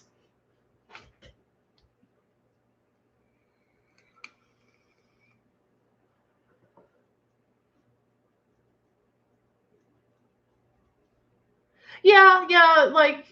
You know, I mean, it's like sometimes, like I think my favorite my two favorite ones from the demonic flying ointments that I did, I use the Lucifer one a lot and the Lilith one.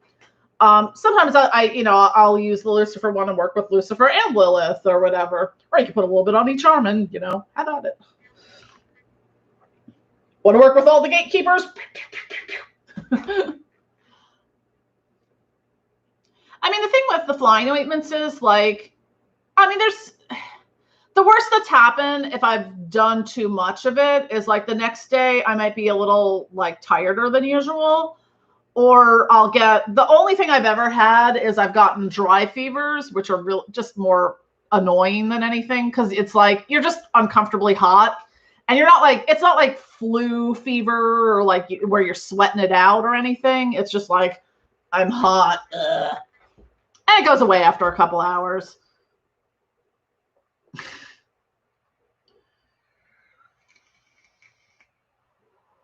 Well, we all know which chakra Asmodeus is going on in that case, Damie.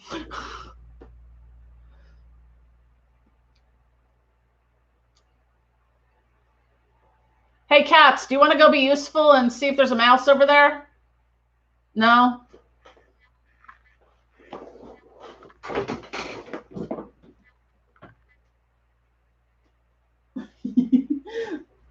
Sorry, I had to check. Moon's still snuggling my plague doctor mask, which is, hopefully I can grab a picture of her. She just looks so cute. The poison hemlock left you itchy? I've used that one. Out of all the flying oils, that one I think has been the most popular. I used that in a couple of the demonic flying ointments. I think it's in, I think it might be in the Abaddon one, and maybe Beelzebub. I forget.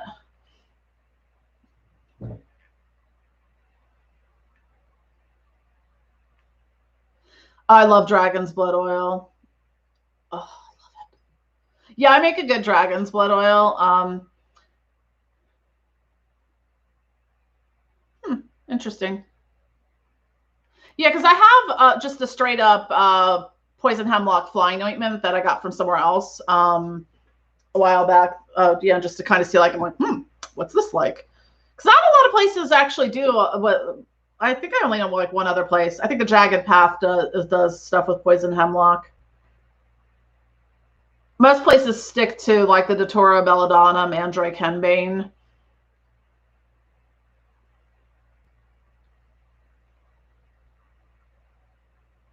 Yeah, dragon's blood can be really subtle. One thing I've noticed, because I've had trouble like with a couple of my suppliers with dragon's blood, and I think it was just a particular batch of it that got distributed.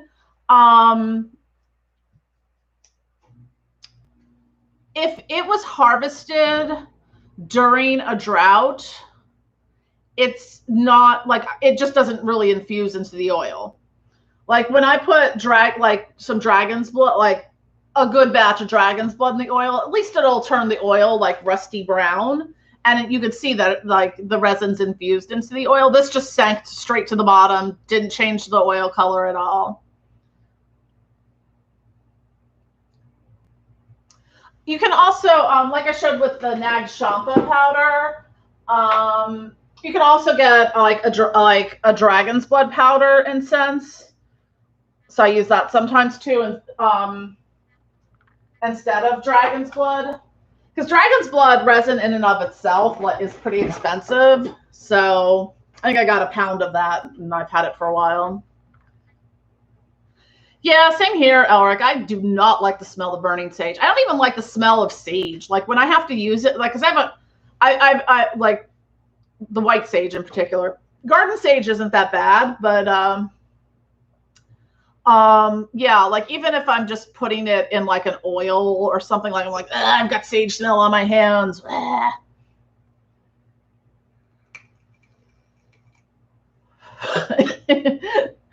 Yes. Yeah, Elric, I get that joke from a lot of people. I'm like, is it made with the blood of real dragons? I'm like, yes, I slay dragons in my spare time because I have so much of that. It's satanic sage. The satanic aromatherapy. Oh my God, that was killing me.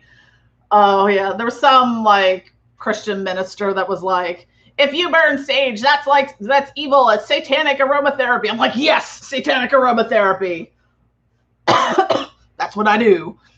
Literally, that's what I do.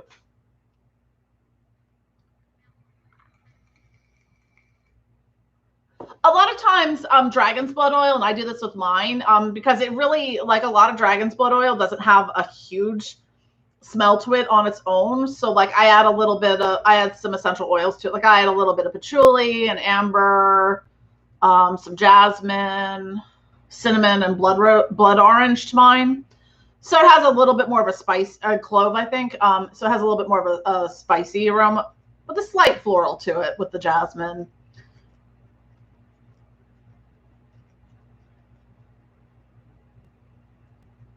But I mean, it still has the dragon's blood in it. Dragon's blood fragrance smells a lot different than dragon's blood oil, because dragon's blood resin like some resins you can actually get essential oils out of, like frankincense, myrrh, apopanax, amber. Trying to think what other resins I have. Actually, I have a bunch of resins. But I took my contacts out, so I can't read my resin shelf from here. Actually, there's several different types of frankincense. So, but yeah, dragon's blood doesn't make an essential oil, so where other resins do. So that's why you have to do like an oil infusion with it. Yeah, the dragon's blood smudge sticks, like a lot of them, like I got some thinking it was just dragon's blood, and I'm like, no, it's dragon's blood coated sage. And it smells more like sage than dragon's blood. Angry.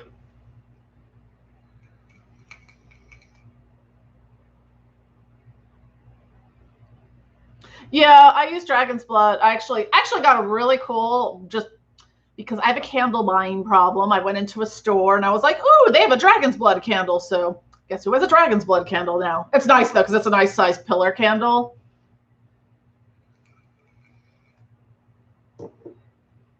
But yeah, I have a candle buying problem. I've gone 2 whole days without buying candles.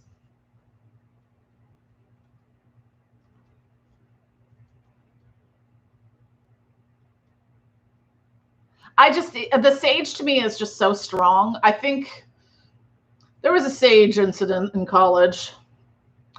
My roommate and I had one of the bundles of sage, and we were burning it in our dorm room, and then we had to evacuate the floor. Oops.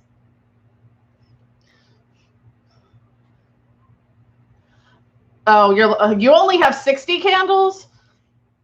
I'm like well up into like the 300s at this. Well, I mean, because I get like the bulk boxes of like chime candles, and I've got. From here I can see at least 25 glass case 7-day candles. I've got votives. I've got pillars. Well, this is the candle I was burning before, so it's done. I get fancy candles that have like crystals and herbs in them.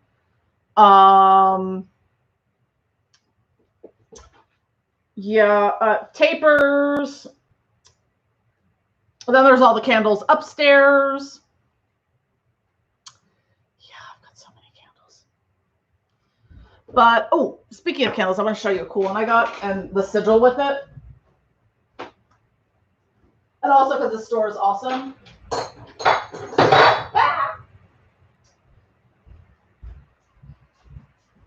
So, one stores, I mean, they're relatively local. Like, they've done some of the events that I do. It's called Goetic Impressions, and they do really nice sigil candles. This one from Marbus. So I was working on some healing stuff. But their sigils that they sell are fucking amazing. I mean, look at this. I mean, as far as sigils go, like, whenever I see, like, websites that have like those crappy little pewter ones. And this wasn't terribly expensive. This was maybe like $20, $25, but I mean, it's got like a really nice weight to it. I mean, it's like absolutely gorgeous. I mean, and they have other stuff beyond the Goetic demons. Like I think I got like a Lilith candle from there, and a Babylon one and other stuff. But this was the first sigil I bought from them, and I'm like, holy crap, this is fucking amazing. But yeah, they primarily do Goetic stuff, but I just wanted to show off my awesome sigil that I got there. Yeah, tea lights. I've got tea lights.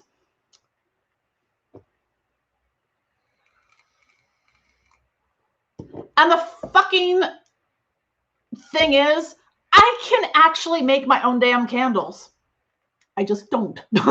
Actually, I hate making candles. I used to sell like some like candle tins on my website. Like, I did them like a year ago, and I just was like, anytime I had to like rebatch them, I was just like, fuck, I hate doing this. So I stopped selling candles.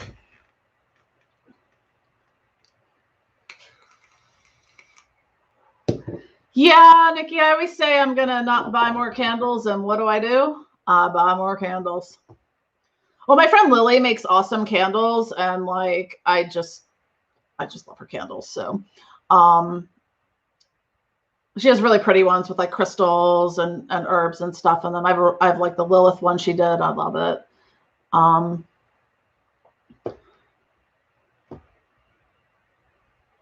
There are some places, Evil Barb, that do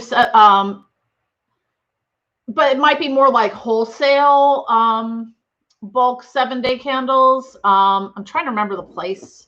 I was looking into it probably earlier this year, because I was thinking of doing like some kits or eventually doing like a candle burning service or something like that. I kind of flaked on it, but yeah, there's definitely, my oven is possessed.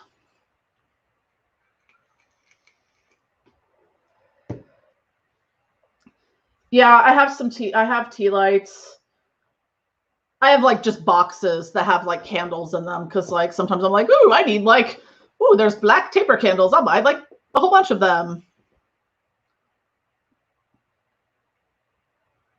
Well, some of the 7-day candles, some of them, the narrower ones are more like 3-day candles. The wider ones can be a full 7 days, but it also depends on a variety of factors, like, you know, how the wick's placed, what the airflow is like in the room, how long you leave it burning at a time. Yes, I will hypnotize the cats with the sigil.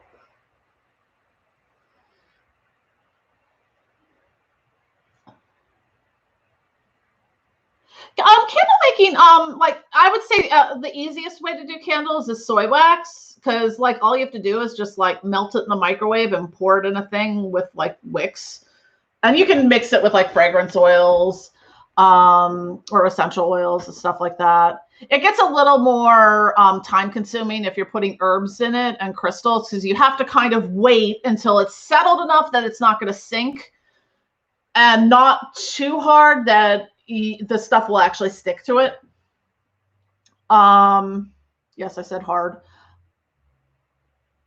But yeah, I mean, making candles with paraffin wax is a little different, but the soy wax candles, we need a satanic Costco. Ulrich, I agree.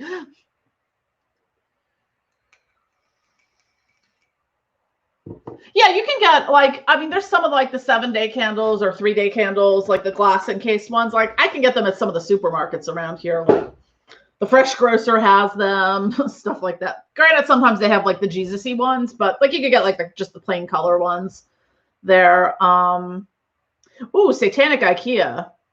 All about that. Altars, man. Levels. I've done beeswax candles before. The thing is, I find like beeswax has a little bit of a smell to it. So, and the amount of essential oils and fragrance that you need sometimes for it just kind of, I don't know. Try Satanic IKEA. Try the ritual before you buy it. Yes, this ritual comes with an Allen wrench. A satanic Allen wrench.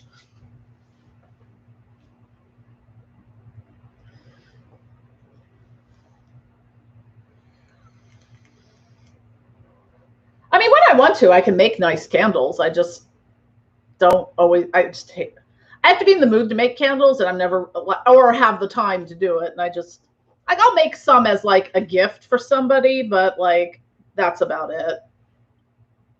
I made a couple for myself, like over the summer, just because I had to make a candle for someone else. So I was like, well, I'll just burn some wax and make a couple extra for me.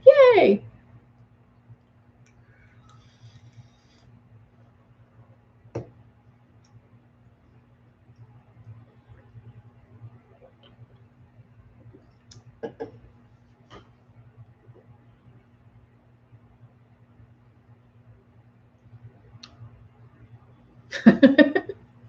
The Satanic Mechanic starter kit, yes. God, I'm still like covered in cat fur from Corey's appearance earlier. So I guess this will be going in the wash. Yeah, I said your name, Corey. I see him stretching in the background. Corey. Hey, useless cats, do you want to go inspect and see if there's mice in the oven?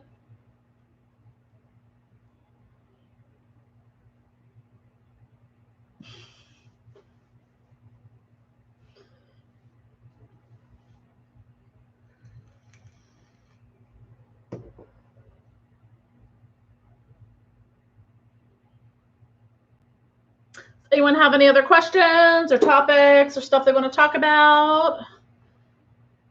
It's about 11, so I've been going for about 2 hours now, and I am not attempting to beat Elric's record, because despite the fact I will be up to 3 or 4 in the morning, I do have some stuff to do. I have some orders to pack, and I think my assistant's coming over tomorrow, which is awesome because I need to bottle oils, because I ran low on things, and I need to make more.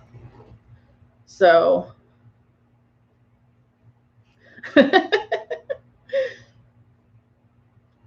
But yeah, I also have a crystal buying problem. I bought way too many crystals this week. This is the small piece of smoky quartz I bought this week. I forgot I bought it because I got some moldavite, or I got a little tiny piece of moldavite. And I also got smoky quartz. Hi, Corey. Yes, I was calling you. Do you want to go see if there's a mouse? No? You don't want to see if there's a mouse? You're gonna come up here, yeah. And we have a Corey again. My orange chunk has come back for love, not mouse hunting. See, Moon is like a true witch's familiar. Corey's just a big dumb cat. Yes, you are. You're a big dumb cat. Yeah. Strangely enough, I woke up before noon today. It was very odd. Yeah, these whiskers. He's got like huge, his feet are so big. Look at his feet. Oh, mister. Little mister. Oh, make the kitty face. Oh, yes, the kitty face. Yee. Yeah, he's a sweetie, but he's just a big dumb cat. Like, Moon likes to participate in my rituals. Corey just likes to knock. He's like, oh, what's going on here? Hi, buddy. Oh, you're so cute. Oh, you're so cute. Hi.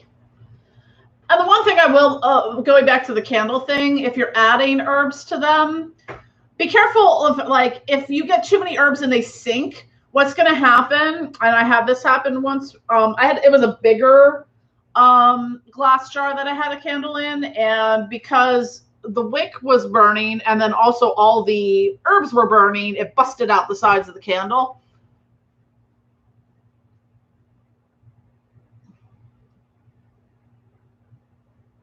Hi, buddy. Oh, you're so cute. You skitty boy. Oh, the basket. Oh, the basket. What portal to hell did you have to open to accomplish that one? What was that in reference to? Waking up before noon? Yeah, I don't know, because I didn't go to bed till like 4 a.m., so who knows? That was a weird one. I don't know. Actually, like, this time of year, but my body goes into, like, it starts pre-adjusting to the time change like a couple weeks before the time change, which throws off my sleeping. So, like, technically I slept till noon if it was next week, post time change. So, because normally I would sleep. I think it's because I had a call at our Skype call at like 1, so I wanted to make sure I was up for that, and I also had some stuff I needed to drop off at the post office.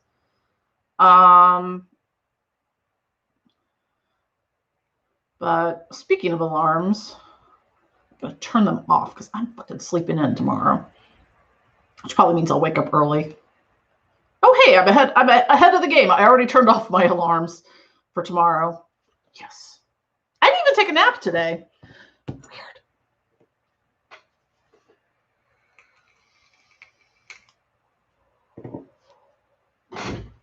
Sleep, yeah.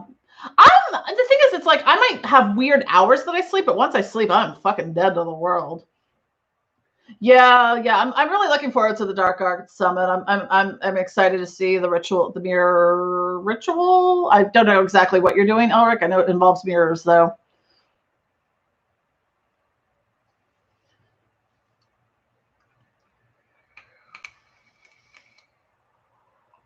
Yeah, the Dark Arts Summit's going to be fun and sort of it hasn't officially been announced yet, but we're also a bunch of us women folk are doing I don't know that we've come up with the definitive name of it right now. It's just the Sister Witch Conclave. That's gonna be I think the weekend of November 21st. It's the weekend before Thanksgiving. So I'm looking for information on that coming out soon. I'll be involved with it.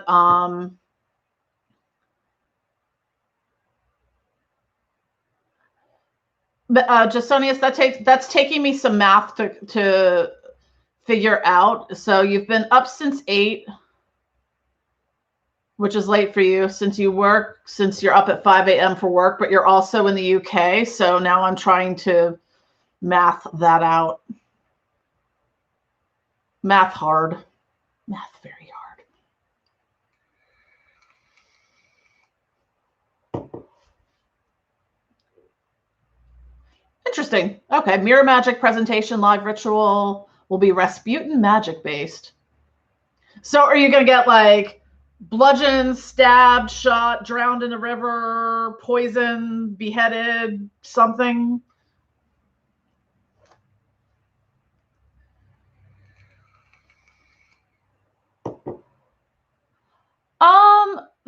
I know some of the stuff for it is pre-recorded. I don't know if it'll be released after it.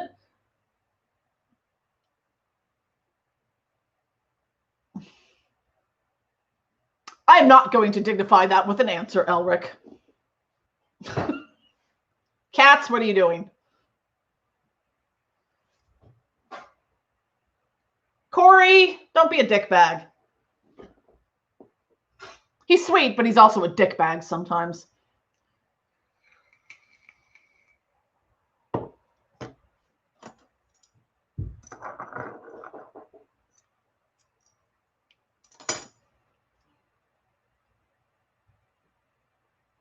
I'm hungry.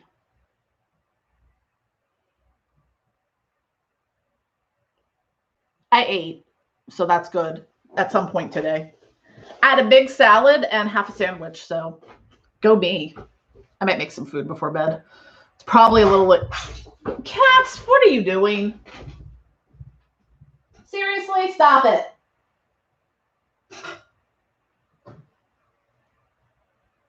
Corey, don't knock over the bowl of seashells. The cats are currently having a battle on the dining room table, and a precariously placed bowl of seashells hangs in the balance. Oh, now they're off and running upstairs to go create chaos. Yes. Yes, Ulrich.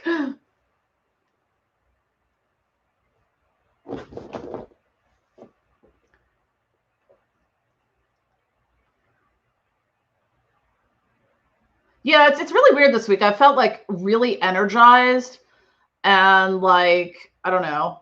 It's weird. Hello, AKA Morningstar. And I realized as I was cleaning off my counter, I haven't taken my medication in days because I'm supposed to take my ADD medication. I take Strattera, which is non-stimulant one. I'm curious though, because like, well, that I take Lexapro. I originally was going to be getting off of them earlier this year because I got the transcranial magnetic stimulation thing done, but then COVID happened and I was like, I'm staying on this because shit's crazy but I don't know.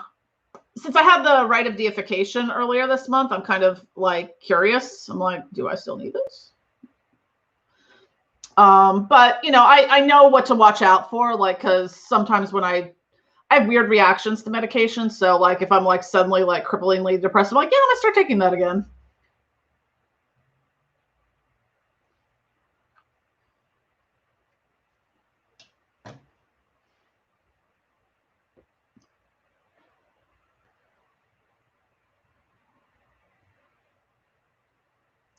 But the thing is, like with the ADD stuff, like I feel more focused and driven right now, so I don't feel like I really need that medication. So you can tell when I'm like ADD as fuck, because I would have like, granted, I've gotten up a couple times to grab things and like check on cats in my possessed oven, but you know, people who know me in real life, they're like, will know that like back in the before times when we had these things called parties, where multiple people got together without masks and hung out in the same room, not 6 feet apart. You know, I'm notorious for like being in the middle of a conversation and then just getting distracted and walking away.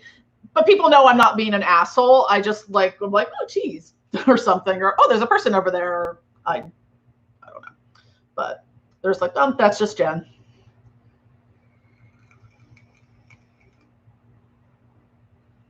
But I'm self-aware enough to know like when like my ADD is like a year ago, it was fucking terrible. Like when I was like at work and when I had to, in the before times when I had an office to go to every day for 8 hours, like there were times I would literally have to get up and walk around the block every 20 minutes because I couldn't do anything otherwise. Like I was just like, you know.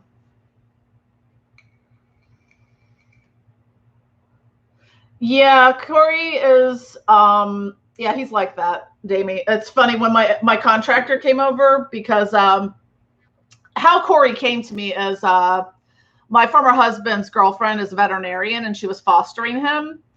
And when my contractor came over, because he had done some work on her house, he's like, I know that cat. It jumped on me from the refrigerator. I'm like, yeah, that would be Corey. And it's so funny when people come over, they're literally like dogs. They're like jumping up at people for attention, both of them. I'm like, you guys are cats. You know that, right? You're supposed to like run and hide and like not be dogs.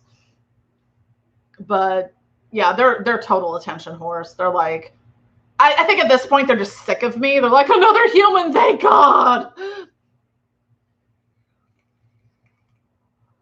Yeah, Damie, when I was growing up, one of our dogs, we had Cocker Spaniels, but we also had a cat. And our one dog learned, like, she was like, hey, you wash your face in a very unique way that seems to be a lot better than trying to lick it. So she would like lick her paw and like wash herself the way a cat would. It was the fun. And it was the only dog I ever saw that did that, but like it was really funny. So she would bathe herself like she was a cat.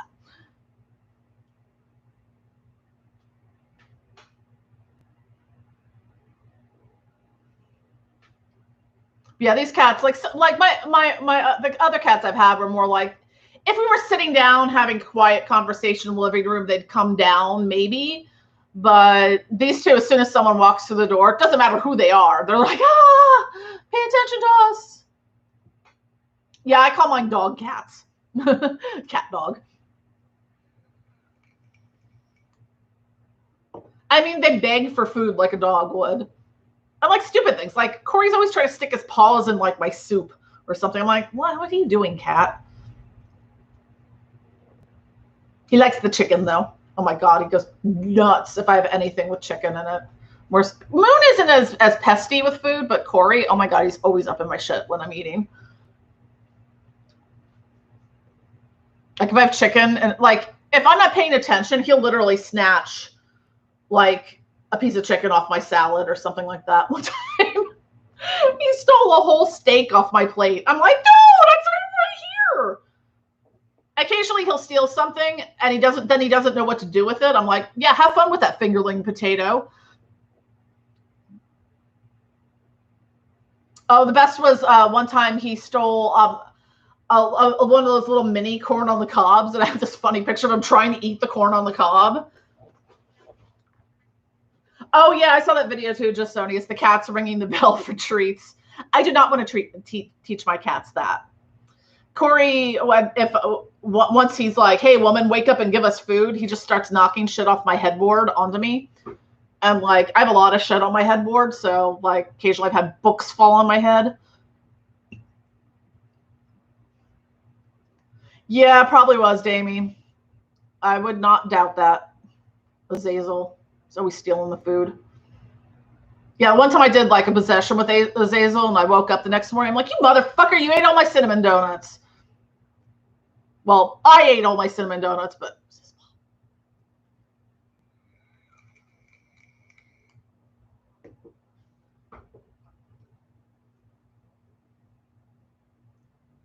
Yeah, that's true.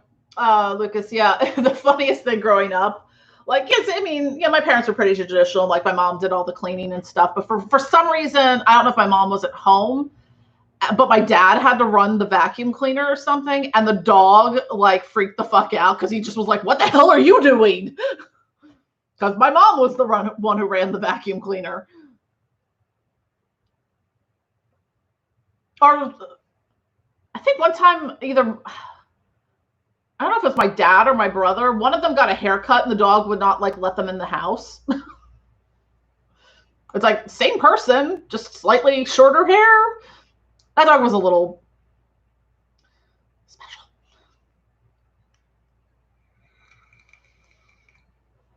And that dog hated water. Like one time we were walking him. And there was a storm like maybe a day or two before. And we passed a puddle on the road, and he turned around and growled at the puddle. I'm like, wow, you really do not like water, dog. But I've had pets my entire life, so, you know. Aw. Yeah, my local occult shop has, I always forget, it's a beautiful white cat. I think that only has one eye, and I always forget its name.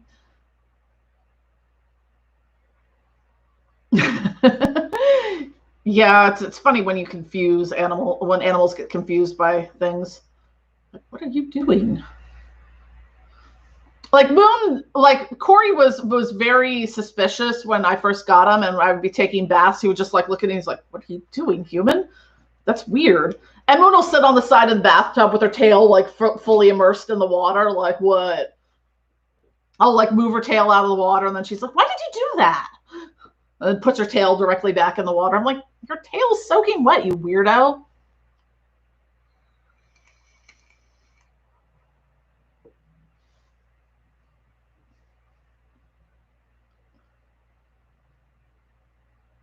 So Wisdom asks, which book or person inspired you the most along your occult herbal journey? That's a good question. Which book or person?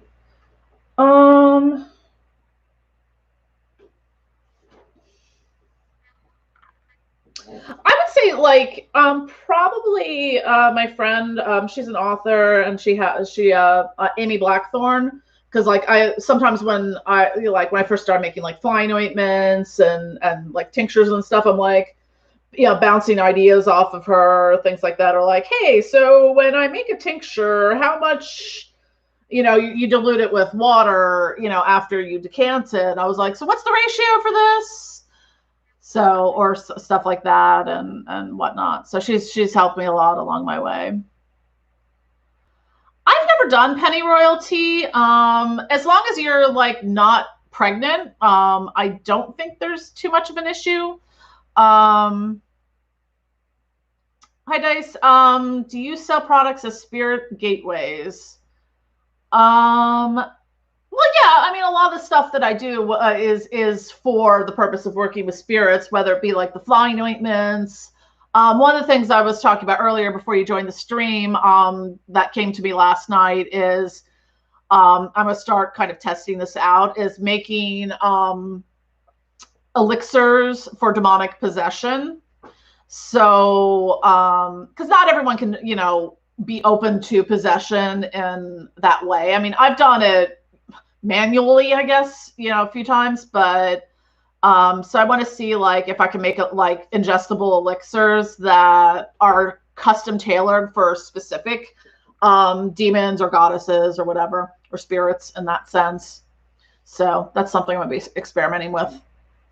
I'll probably start with like ones that I work with more regularly, like Lucifer, Lilith, Astarte, things like that.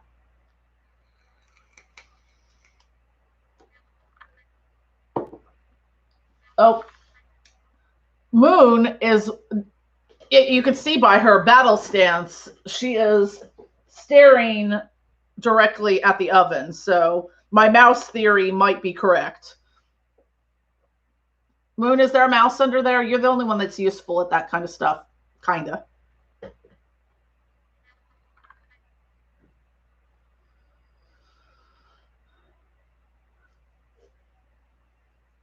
Hi, Krasinski. Yeah, that just like literally came to me last night as I was kind of going to bed. I'm glad I remembered it.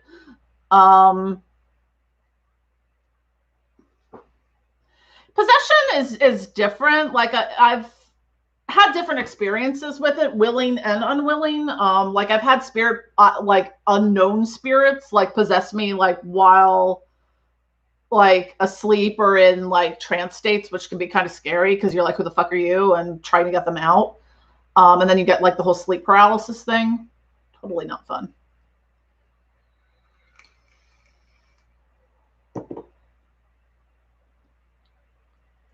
Well, I mean, Eddie, you can do like, there's different layers of possession. Like, you know, you can kind of do like light or like full like loss of control possession.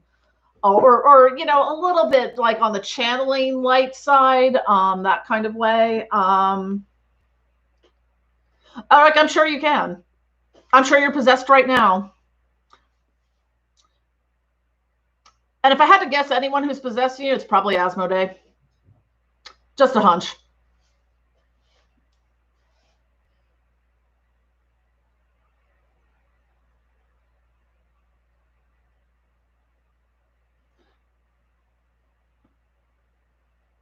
Oh, something alerted Moon.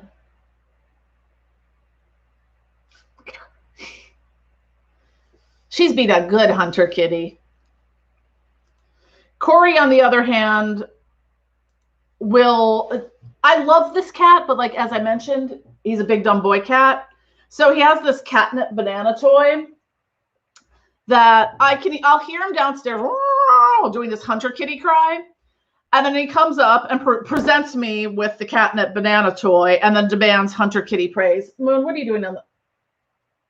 Yeah, there's definitely something in my stove. She's like on the counter now.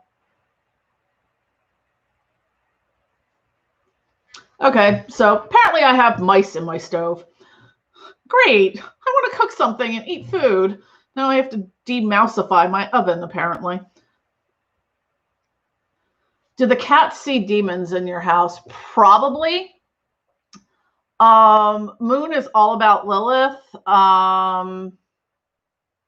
She loves my Lilith altar in the dark. Like I have my next to my Dark Goddesses altar in my bedroom, I have a little stool which I keep my universal circle on, which she sleeps on all the time, right next to the altar. Or are you sniffing my soap? Hold on. I'm going to inspect cat activity.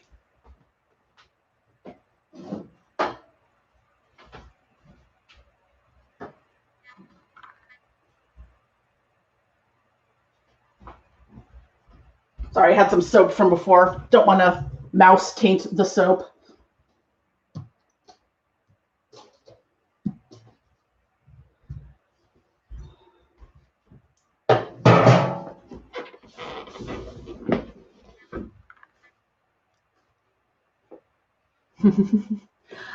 Yeah, Dice. I think what JD hears in his head, he just says.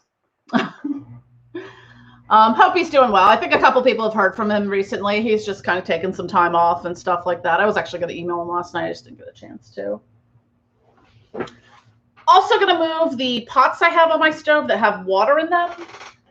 Because my cat is in full-on hunt mode.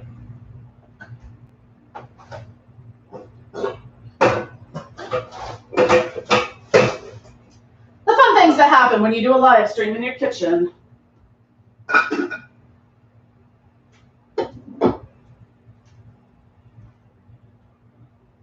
Yeah, there's something definitely living in my stove apparently as of today or this evening.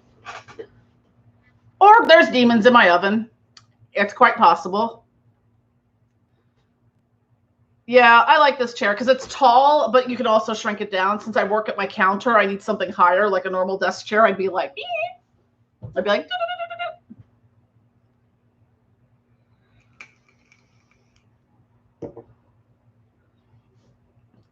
yeah, things have been really busy, Dice, and yeah, Jamie. Oh, cats. Yeah, you can't see the piles of boxes and things that they're like, oh, let's knock these over, or let's go jump up on here, Moon.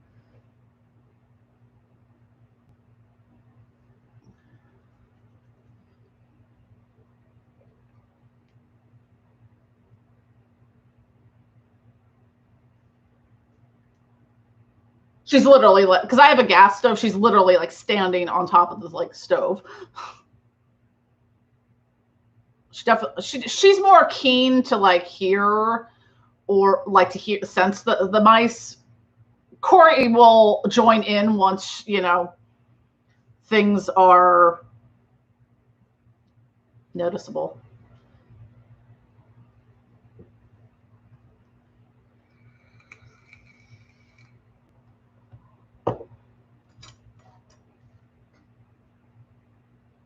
I'm just more worried because the counter next to the stove has like precariously piled glass jars and canisters and all my salts and things like that. So I would not like to have lots of glass things knocked over, and now Corey's coming over. Yeah, the universal circle, Lucas, is used a lot for like, I use it for like summoning and evocation rituals and things like that.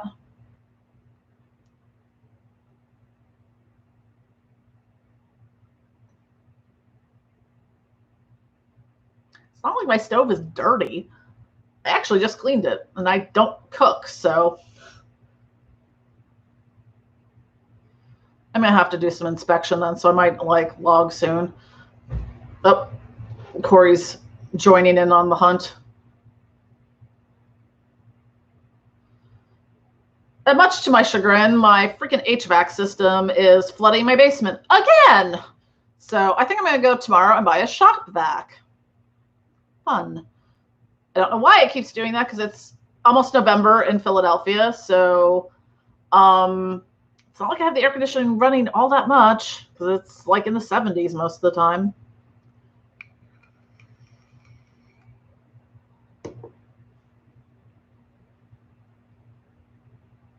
Oh, now Corey's staring under the stove. You can see his butt. And now that I turned on the light, you can see a cat barf stain on the floor.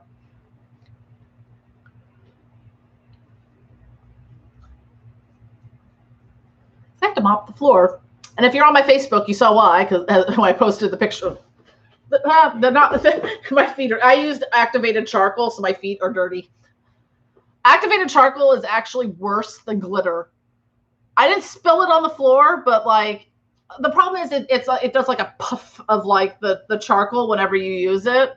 So it like gets into the air and then settles on the floor. And then, if you're walking around in bare feet and you look at your feet, you're like, oh, the bottoms of my feet are completely black.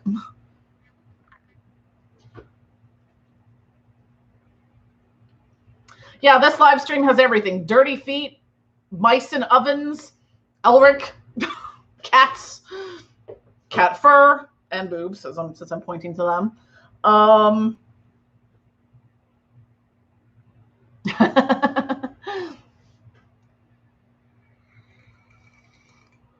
Possessed ovens. Yeah, well, I was pointing to the cat fur on my shirt from Elric, and the way I was pointing, I'm like pointing straight at my boobs. And I love Necro Nikki's ASMR videos. You have like the perfect voice for that, because my voice is like too booming. So to do ASMR, like it'd probably be like, all of a sudden. Just thinking back, because I love ASMR. I've been listening to it for years. So I thought about like doing ASMR at some point in time, like years ago. Oh, the ASMR mics are fucking expensive. Like those like high, like 40 or whatever. I mean, some of the mics, like the like high end, like ASMR artists who have like hundreds of thousands of followers are like $600 for the cheap ones. So I need chickens in the kitchen, live chickens. That would be interesting, especially with cats. Yeah, I posted a funny video. Do you guys watch What We Do in the Shadows? Not the movie, the TV series one. It's this great like relaxation mantra video that Colin Robinson does, the psychic vampire. It's awesome. It involves a vuvuzela for relaxation and meditation. And I love that show. It is so freaking hilarious. I love it. Now anytime I run, I'm like, bats! I am tempted to get once I have a topiary garden of I'll have a topiary garden of vulvas.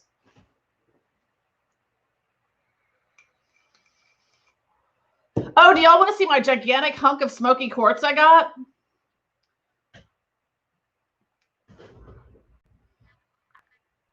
Because this thing is fucking huge. And it also looks like a dragon. And I also need a forklift for it because it's fucking heavy. Because it's a two-hander. Look at my smoky quartz. But doesn't that look like an alligator head or like a dragon or something?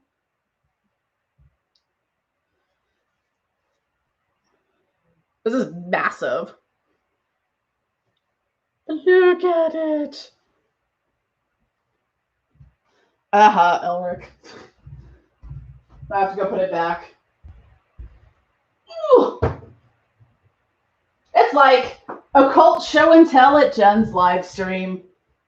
An occasional mouse activity, apparently. Yeah, I got that earlier this week. This week was a big crystal week for me. So I got my moldavite and some Herkimer diamonds. The smaller smoky quartz.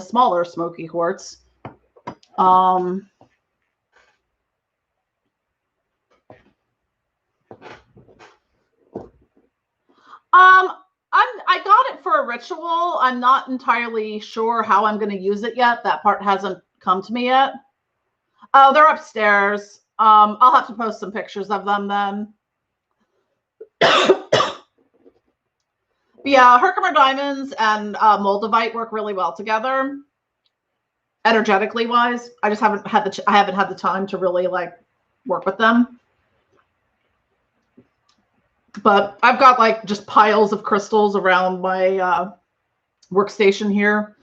Like I have in my money bowl, I have my gigantic pyrite heart. I don't know why, but like you make a crystal heart shaped, I have to buy it. Although I did have a weird experience because when I picked up the Herkimer diamonds, I got a little small hematite heart and an obsidian heart. And it was in like a little bag this big. I know they were in there. And I went to dump them. I was on my bed. I went from like, say, here to here, opened them, and the black obsidian one just literally disappeared into like an alternate universe between the bag and the bed. I don't know what happened to it. I changed my sheets, shook everything out. I don't know where it went. Yeah, I'll definitely let you know about the moldavite once I really get into working with it. I'm going to order some more because the piece I got is really tiny. So, but that website, I think I linked it in DH Thorne's Discord server, moldavitefamily.com. They have a lot of they also have Herkimer diamonds, but they have a lot of, and their moldavite is actually really decently priced because like I got this little tiny sliver. It was like $40 and it's like maybe like a gram in weight. But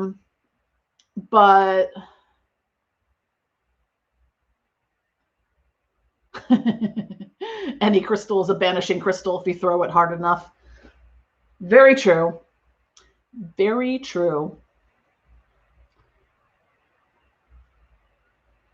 I haven't done a whole lot of work with crystals. I mostly just buy them because they're shiny. But occasionally, hold on, gotta reach around the candle, not over it. Occasionally I'll buy like cool things. Like I have a crystal crow that I got from my friend's store. I have a cat, black, I think it's black obsidian. I also have a black obsidian cat one too on my kitty altar. I like opals too. Yeah, those are really nice.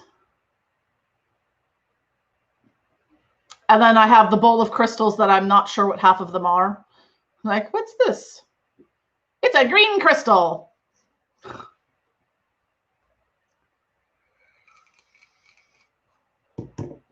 Yeah, check out that website, moldavitefamily.com. Theirs are decently priced, and they have a wide array of sizes. So, I mean, you can get anything from like $30 up to like $1,000. And they go by like the weight and size of them. And they also have some jewelry too, which is decently priced. Like I was looking at a necklace that was maybe like $70 or something. Yeah, I just have crystals. I have a little abalone full of crystals sitting here. Got a little piece of selenite, a random stick of Palo Santo. Let's see if I can identify what crystals are in this bowl. This I know is a piece of smoky quartz. Labradorite. Another piece of smoky quartz. The chevron one. That's what I like, the chevron cuts of smoky quartz and amethyst. Another labradorite. Carnelian. I forgot the name of this one. Rhodo something, rhodochrysum. I have two pieces of that. Shungite. This one's supposed to be really good for like stress and anxiety.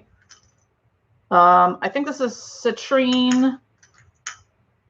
This is not technically a crystal because it's glass, but I think it's opalite or aura something. I don't know.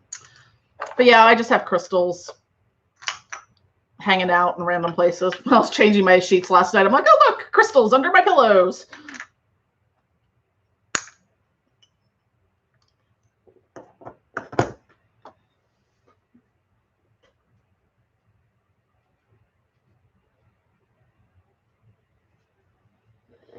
Yeah, I only did one crystal grid and I broke time apparently, so I haven't worked with crystal grids since February. I was doing a road opener spell to remove the obstacle of time in mid-February with road opening crystals. I made like a little clock grid and had them all on all the hours, and then I had like stones around it, and then suddenly we were on quarantine less than a month later and had all the fucking time in the world. So sorry, I broke time.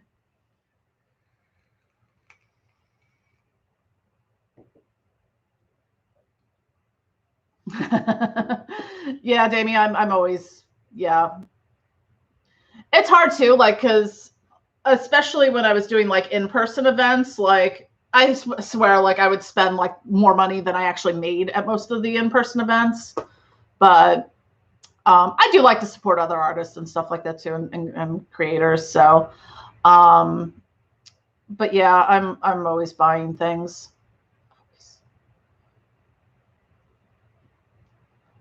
So, hi, Jenny.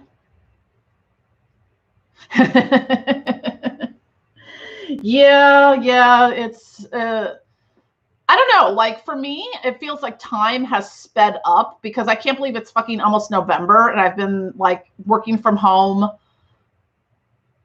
since the beginning, like mid-March at this point. I'm like, wait, what's going on? I actually, on that note, I bought something I haven't bought one of in probably 10 years because I don't ever really know the day or date. I bought a calendar, but it's a cool calendar. It's the Visions of Lucifer calendar from, I think it's Asenath Mason did it. So it's all her like Lucifer illustrations and stuff. So I'm determined to actually know the day and date for 2021. Because even though I have my phone, like it doesn't, because like when I do, like when I make things, I put like the dates on them and I'm like, oh, my oven's making sounds again. So it's good to actually know what day and date it is. So I know when I actually have to do work for my day job.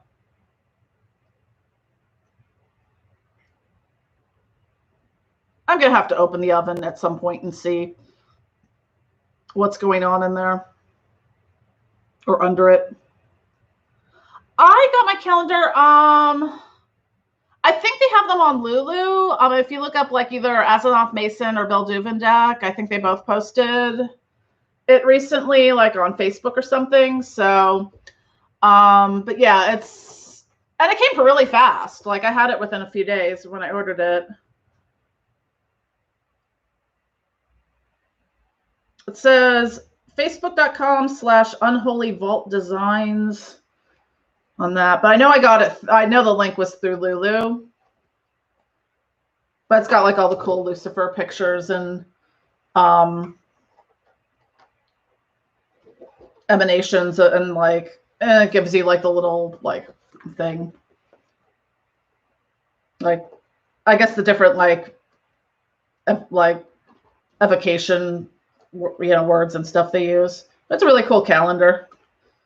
And who doesn't need a little Lucifer in their life?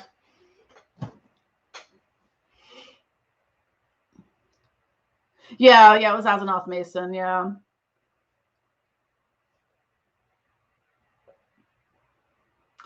Demons fly out of the oven and possess herb jars that begin flying. Yeah. Oh, here comes Moon. Hey, Moon. What's up, girl? Since there might possibly be some cat and mouse related chaos, I'm going to move the books I put on the floor earlier in the stream off the floor. Which means I have to find some place to put them. Surfaces.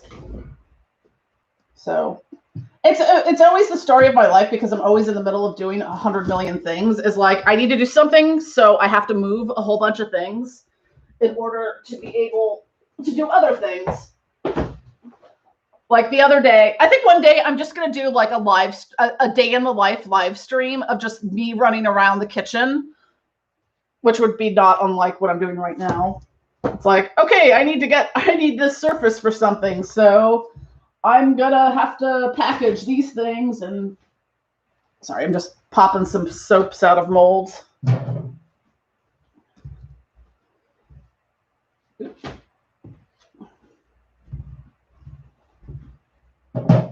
And how many times I run my dishwasher in a day?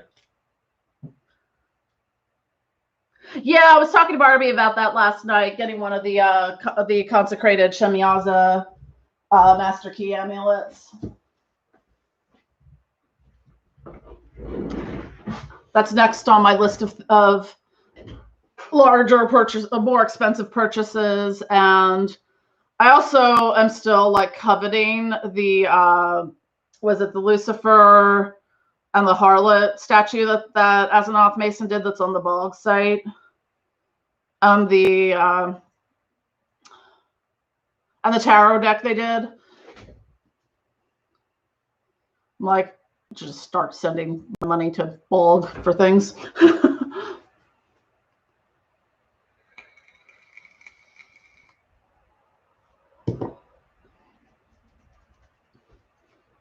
I just hope it's a mouse and not multiple. Like Mr. and Mrs. Mouse had baby mice.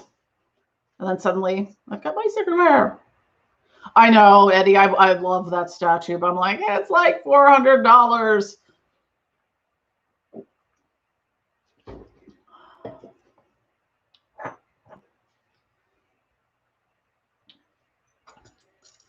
But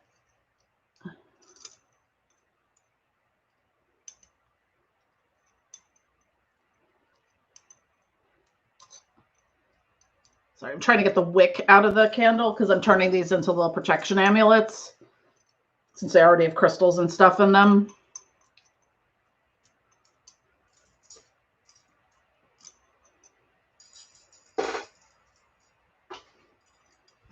I like that you can just see Corey's tail.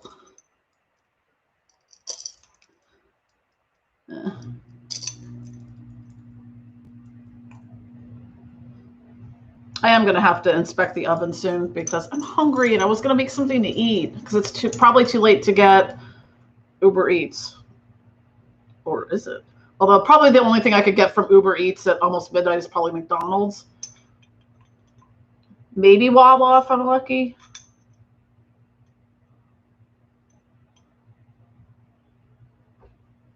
All right, so that one. Are you almost done? Sorry, I have another candle burning. So, yeah, my saga earlier was because I'm doing a ritual, a protection ritual thing for multiple people, and the candles kept setting off my stupid ass smoke detectors.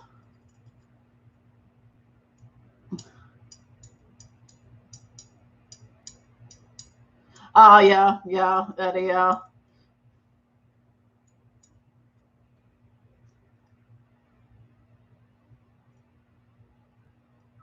Jasonius, I'm struggling to find any non-goetic image of Baal. I found a couple decent ones. No,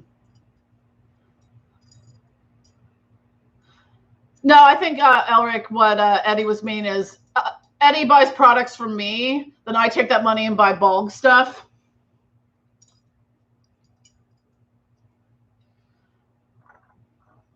Although I haven't bought as much lately. I think the last thing I bought, I actually just finished reading yesterday, was Asenath Mason's Rituals of Pleasure, which is a really good book. If you haven't gotten it, I highly recommend it. You can buy just the book, or you can get the book that has like the chalice and other stuff with it as well. Hey, Nina.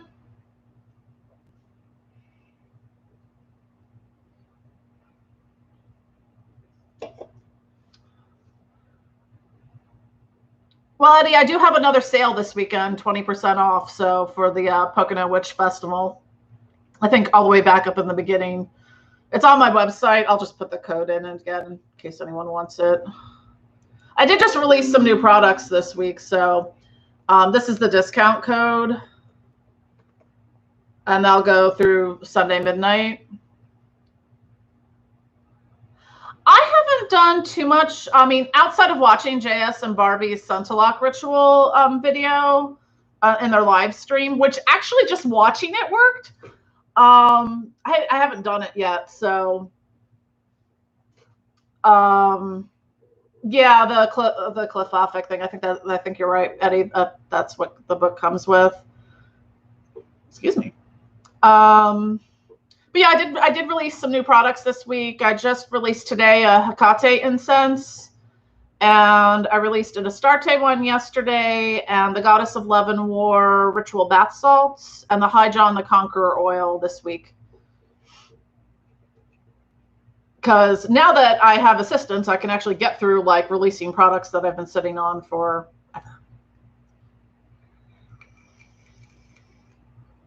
So I think I put the High John the Conqueror root to the High John the Conqueror, what's it called? Formulation together like a year ago. It just had been on the back burner, and someone asked if I had it, and I was like, sure, I'll make a batch, and like hopefully I almost sold out of it already, and I just released it on like Wednesday or something, or Thursday maybe.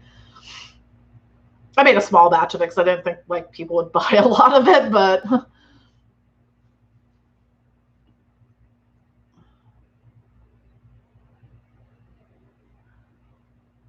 if you're seeing any kind of smoke, it's not demons. It's just my candle is like I'm burning another candle and it's almost done. So, actually, I think it's pretty done.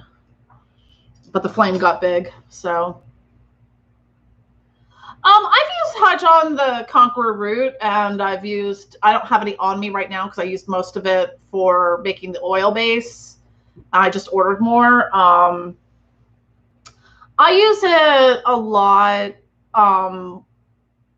if I need something for like road opener work or like blockbuster, like removing obstacles or overcoming obstacles in a situation, I've used it a lot for that. Or like with the candle, is I think I have a High John the Conqueror candle somewhere in my candle archive.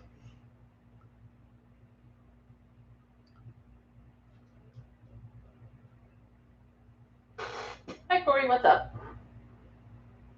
Hi.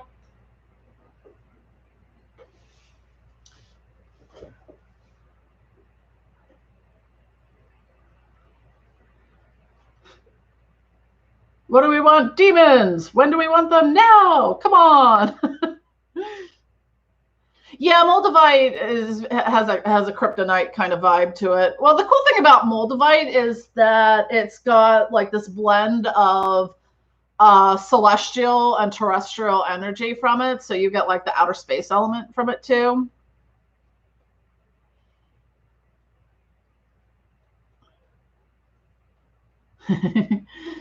Yeah. That's always hard when you're like, you know, you've got kind of got like the long haul spells or like ritual work that you do that you're like, all right, well, I'm doing this now. Maybe it'll pay off in like 6 months or something. Or, oh, that spell I did worked, finally worked. Although I think I want to write like a book of spells, specifically love spells for the polyamorous, because I swear to God, I've done like love spells for one person and have them work on the opposite person. I'm like, okay.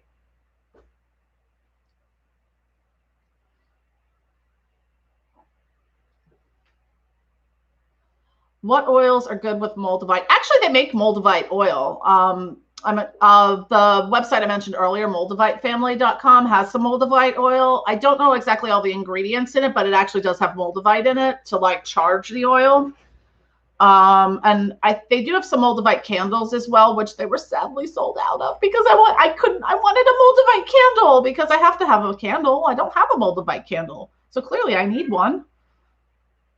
Yes, Corey? I could see Asmodeus being helpful with polyamory.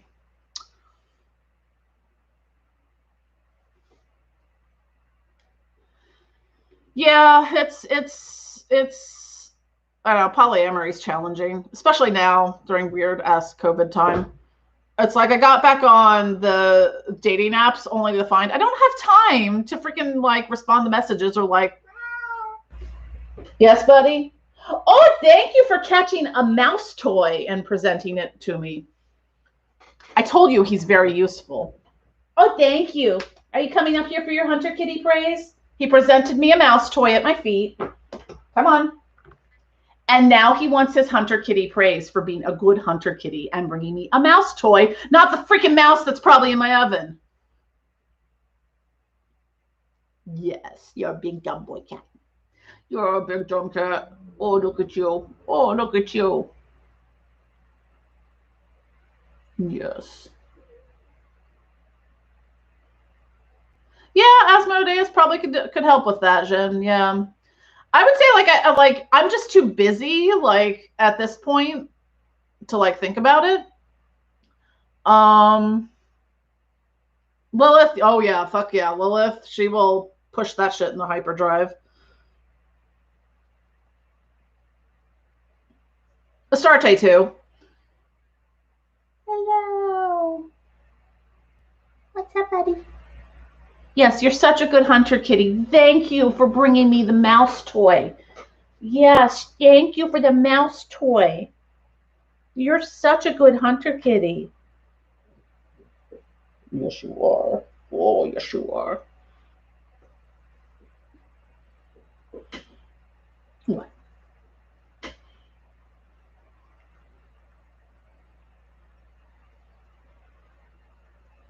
Yeah, that does happen, Jen. Yeah. I think it ebbs and flows sometimes.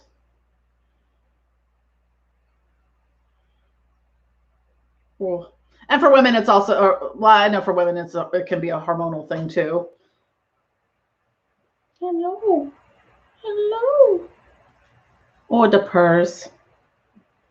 Oh, the purrs. That thumping you hear is his tail. He's a very heavy, active tail. Like, he thwaps you with his tail. It like hurts.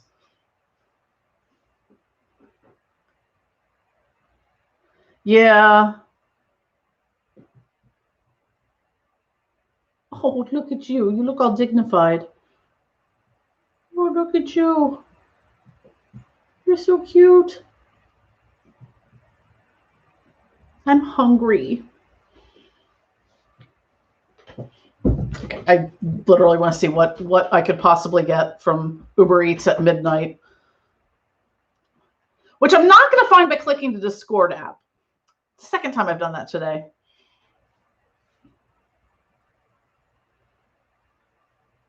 Yes, my lunch was good. I'll give you thumbs up. Oh, I could get Wawa. Let's see. What can I get at midnight? McDonald's?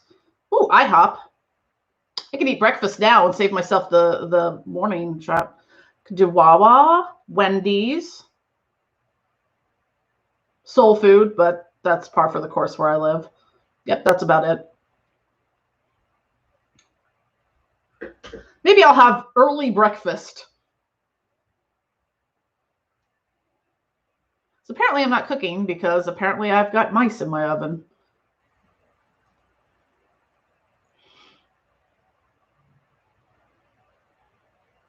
Do I want crepes or like the breakfast sampler? I don't know. My appetite's weird. Like I tend to be hungrier in the evening and at night than I am like during the, like yesterday I didn't eat anything till like, or no, not yesterday, the day before yesterday. I didn't eat until like 6 p.m. Like I had nothing to eat.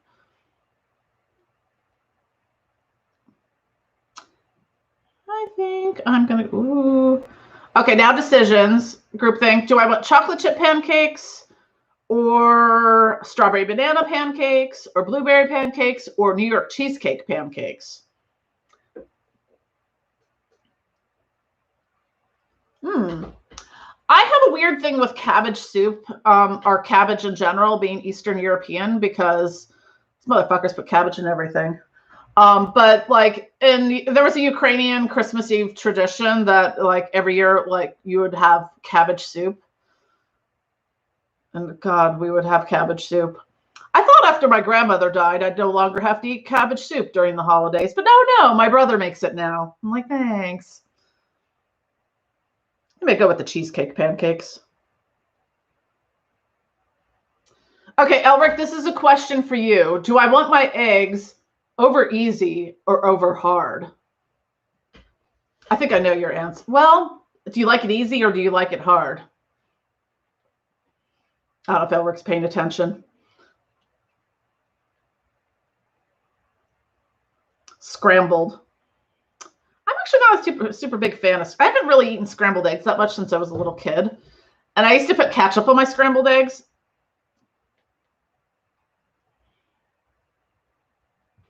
I was weird. Actually, true confessions, when I was a kid, I used to make ketchup sandwiches.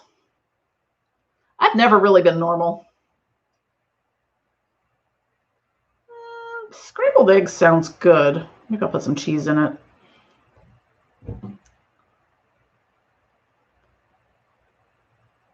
Okay. I want 4 slices of bacon and 2 slices of ham. They never get this right. They always give me 2 of each and sausage links.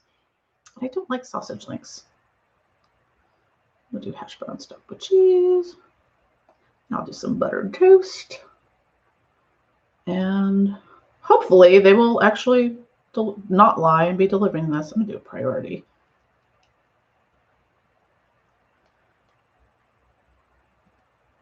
Yep. Yep.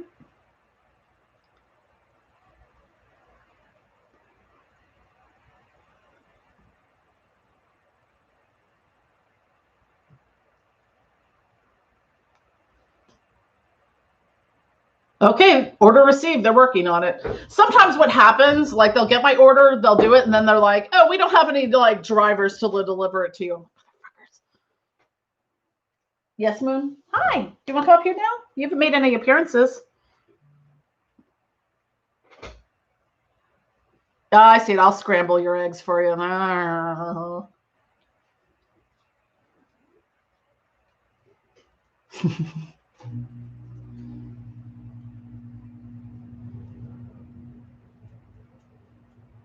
Yes, yes, indeed. Oh my God, a full English breakfast. I had one of those like 15 years ago and I'm still full. A proper English breakfast, you say? My former husband's grandmother lived in Bristol, so we would go over to England every so often to visit. And one of the family trips, we met up with some of their family friends from over there for a proper English breakfast at some place. Dear God, so much food. So much food. I actually like British food, although I'm still not sure what spotted dick is. I think it's suet, but it's called spotted dick. You couldn't find a better name for that, England. You wonder why people make fun of your food.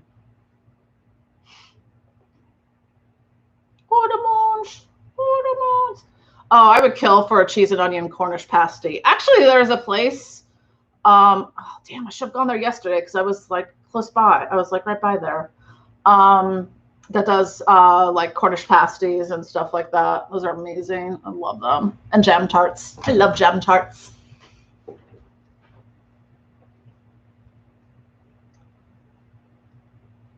Elric, have you not made a comment about jam tarts yet?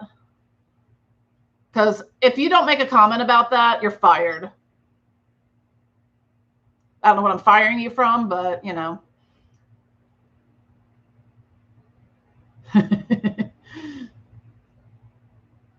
No, I did not have black pudding. I don't think, at least.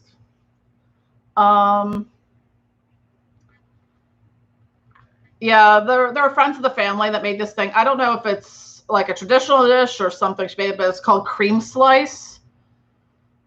It's got like pounds of clotted cream in it, and then like each slice of this cream slice, it's like a dessert thing, was probably about like a solid 5,000 calories.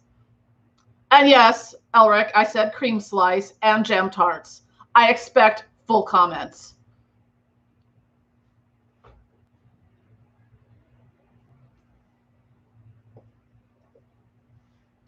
The strange, Eddie says, souse.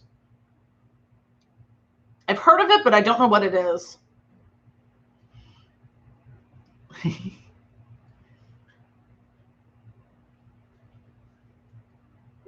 Cream slice is going to be my rapper name. Okay, thank you, Elric, because you were going to be fired if you did not comment on that. I'll jam your tart, fill it full of cream, and slice it up. Yes. So now we've gone on to the invocation of JD Temple and the Saturday Night Sinners Club. That level of, you know, quality content. I love the fact that people are going to watch this video for like all the herbalism stuff and then like be watching later and be like, what the fuck happened to this stream? And it all started when Elric showed up.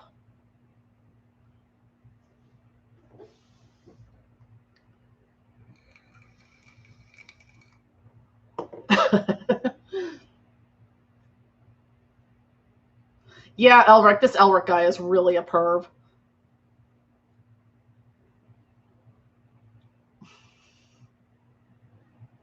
Yeah. Yeah, the British foods do have some cheeky names to them, apparently. But I like British food. Except their bacon was way too salty. What you got there, Corey? What are you playing with? That is something for my desk chair. Hey, Corey, don't be an asshole. Don't be mean to Moon. Oh, now we've got cat fights. Battle cats! Ho! She body slammed you. That was awesome.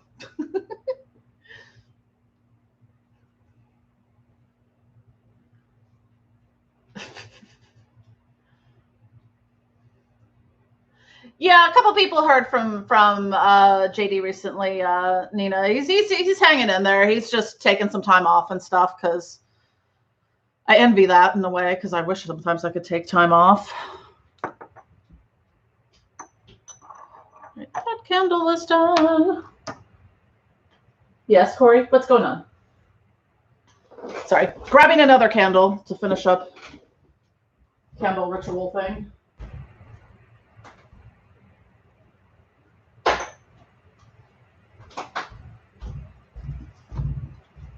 Because I couldn't burn them all at once because my freaking smoke alarm wouldn't stop going off.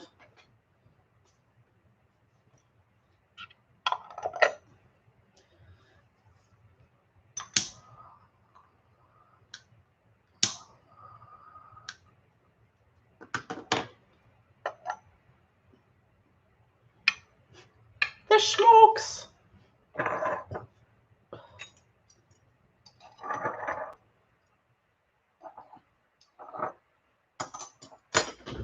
Yeah, everyone's missed JD. That's come up like on Deech Thorne's live stream and stuff like that. Where's JD?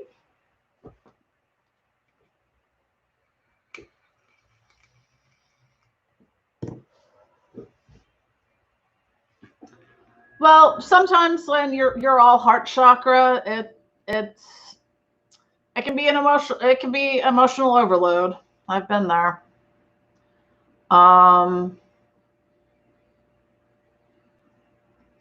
You know,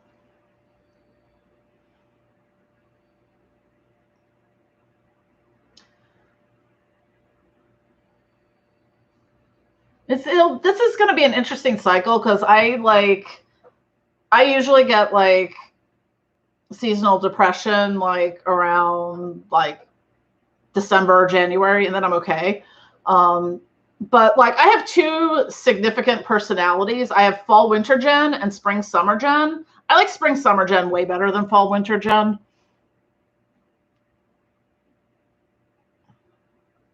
Yeah, I was actually misdiagnosed as bipolar twice by two different psychiatrists. Turns out I'm not. I'm just, they don't really, for women in particular, they tend to point to bipolar versus being like, oh, you're ADHD with, but I also had issues with depression, but I didn't get like the mania that comes with bipolar. Yeah, I have to dig out my, well, as you can tell, I barely have any lighting on. I have one light here and then the two lights in the back. That's how freaking bright it is. Actually, I have lights on in the living room, but if I turned on all the lights on my first floor, it's like being in like, it produces the same amount of intensity as like a light box does. And if I turned on all the lights, I would disappear. I would just ghost out. You would just see my hair.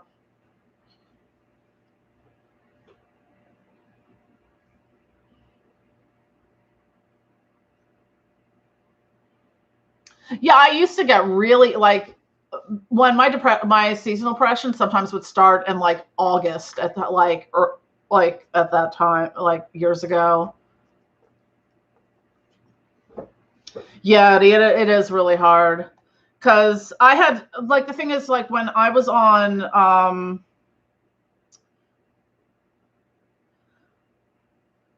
mood stabilizers, like they made me worse. Like they just did not work for me. And so finally, like I had to go off of when I was on Abilify, I was on for like a very low dose for several years, and I went off like almost 2.5 years ago. And my psychiatrist was like, okay, we'll see how this is. If you start having mood swings and issues and stuff like that, we'll see if we can find something else. And then I'm like, I'm okay. Hi, Morpheus. And I was like, well, she's like, by February, she was like, I don't think you're actually bipolar then. If you're not having, the mood swings and like flipping between, because I was bipolar 2, not bipolar 1. Bipolar 1 is more severe. But yeah, too many pills. Oh my God, I was on so much medication for a long time. Yeah, Damie, Abilify just like made me flat emotionally. Take care, Ulrich. But yeah, I haven't been on mood stabilizers in 2.5 years. I process, situational emotions and things like that. And I've had medication issues that have caused other issues to happen. But, it's just, so I think she re-diagnosed me as like ADHD with like major depressive disorder in remission or something like that, like 1.5 years ago or something.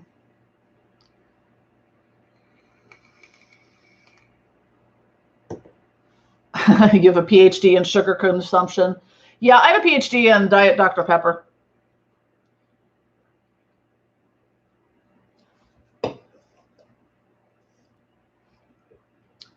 I've learned to deal with trauma, and because I was also like earlier this year, 10 years ago in January, earlier this year, diagnosed with CPTSD, but actually the transcranial magnetic stimulation treatments that I had actually just like fixed it. It's like, oh yes, I know this is used to be a PTSD or CPTSD trigger for me. And I'm like, okay, it's apparently not now.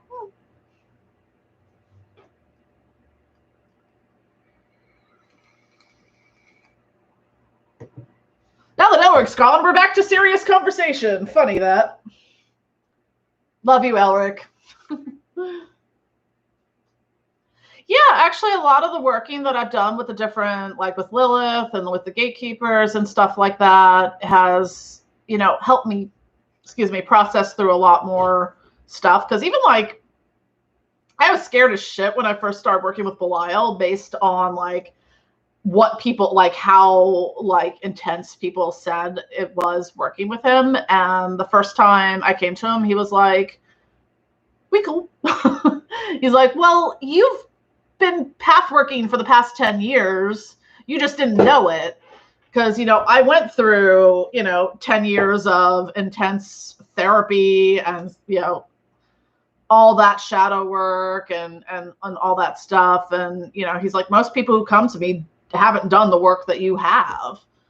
And he still, puts me through tests and stuff like that at times and things. But, challenges me to like, the areas I needed to fill in the gaps for, like one of the earliest messages, he was like, you need to love yourself the way you love other people. Because you love so hard and so intensely that you deplete yourself and your love for yourself. So, and then the rest of the time, Belial's just a big freaking weirdo.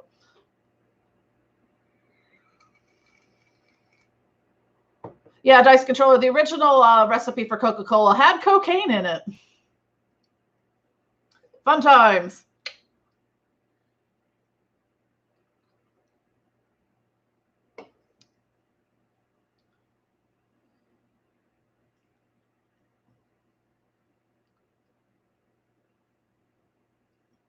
Yeah, it's just funny. Yeah, I hear that. It's like I used to be a very negative person, and way more caustic and bitchy than I am now. But it's one of those things for me. Like I just pick and choose my battles. I'm like, okay, is this something worth bitching about? Okay. Is this something worth fighting about? Okay. The rest of the time, I'm just like, meh, not worth my energy. Yeah, I think Belial and Azazel are like my new therapists.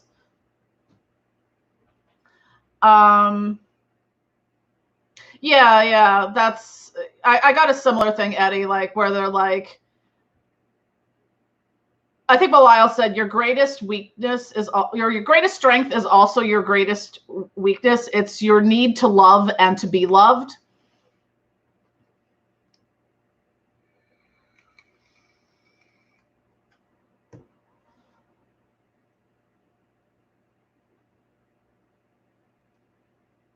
Yeah, I've worked with Azazel and Belial a lot together, Jen, and I don't know, like it's like everyone has sort of there's overlapping like themes, but like I don't know, like my work with Belial and Azazel, like they're sort of like these sagely, like I don't know how to describe them. They're sort of like, I don't know, almost like your village shaman kind of, or that the person you go to that, is like, here's the thing to fix this. And, so a lot of times when I work with them both together, and they have a funny relationship together. They almost have like a sort of like a sibling rivalry kind of interactions with each other, which is kind of hilarious sometimes.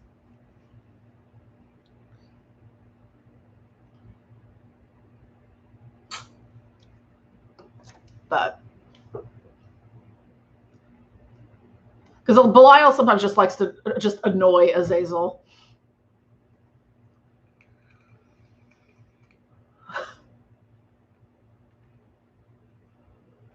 Yeah, Jasonius, I find Lucifer to be like, for me, he has just this amazing, protective, like comforting energy. Like, if I'm upset about something, like I'm working with Lucifer, like, he'll just wrap his wings around you and be like, it's okay, sweetie. Let it out. I'm here for you. Now go buy yourself some roses and take care of yourself. Yeah, Lucifer made me make an altar to myself. Because when I was putting my Dark Goddess temple together, he's like, you forgot someone. So I have a little altar by my bed of me. Felt very strange to do, but, Yeah,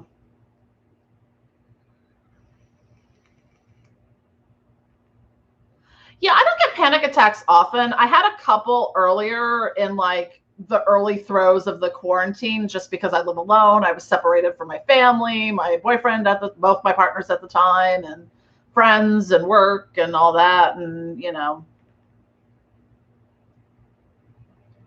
that's interesting. Lilith is like that with you.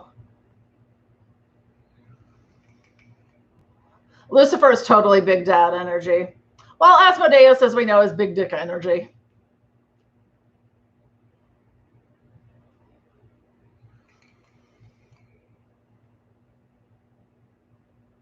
Yeah, Lucifer's always looking out for me. And what's interesting is, like, he pointed back to earlier points in my life, like when I first started getting into the occult, when I was like 20 some years ago. He's like, yeah, that was me. I was like, aw, thanks. Yeah, I haven't had too much anxiety lately, surprisingly, with, how this freaking year is and the world we live in. But yeah, a lot of these spirits are kind of like with you and you just don't know it, which is fascinating to me. Because like I found an old journal from like 1994 and like from a dream I had, and I was like, holy crap, that was Abaddon. Because like the description was exactly Abaddon. I'm like, oh, interesting. I didn't know who Abaddon was then.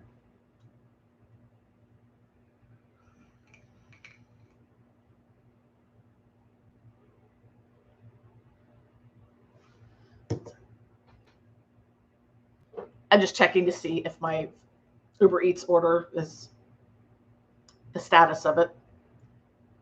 Oh, someone's actually waiting to pick up my order. Yay! So it'll be here by 12:30. So I'm probably gonna end the live stream when my food gets here, unless you guys want to like watch me eat food.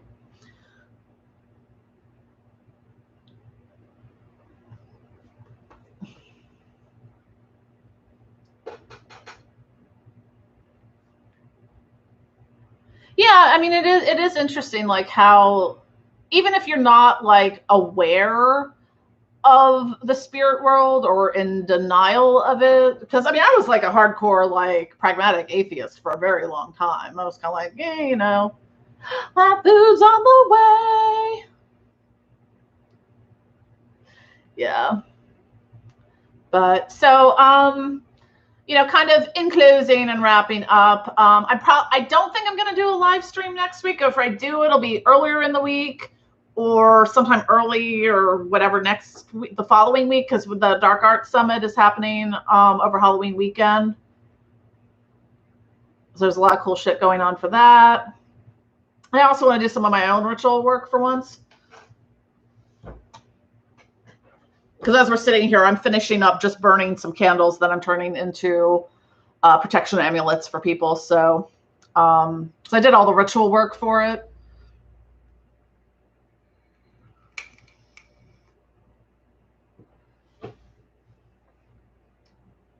Yeah, probably. Elric usually does live streams on Sundays, so he'll probably be talking for a good like 5 hours tomorrow or something, because he likes to do that. We're gonna do a live stream soon together, but I've just been so goddamn busy that like,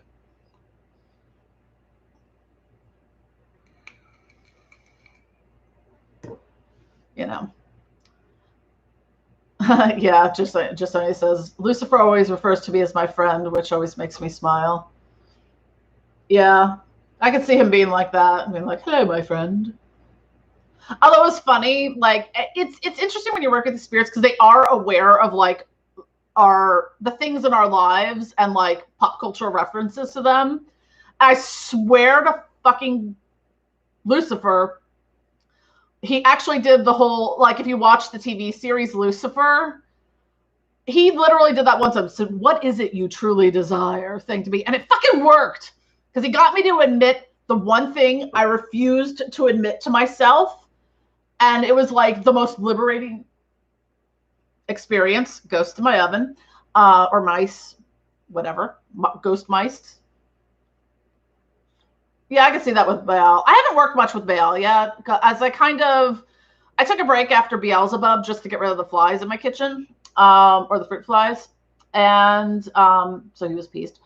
And yeah, I was starting on Baal, and then I kind of took this, like, right now I'm on this weird, yeah, the Vorlon Shadow thing. If you're a Babylon 5 fan, like, a lot, like, yeah, it literally, if you haven't watched Babylon 5, I think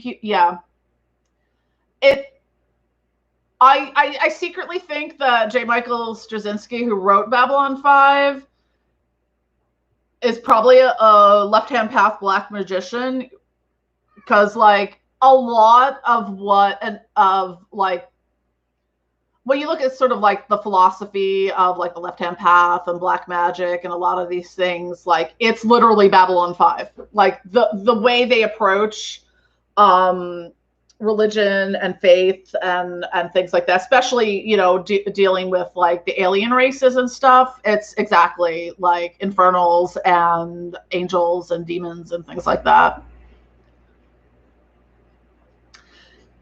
Yeah, it was really funny when Lucifer did that, because that experience to me was very liberating, because it was like the one thing that was holding me back was the one thing I couldn't admit to myself, which I'm not going to admit because it's very personal. But yeah, he did that. So tell me, what is it you truly desire? I'm like, but he got me to admit it, and I was like, all right, now I can move on from that.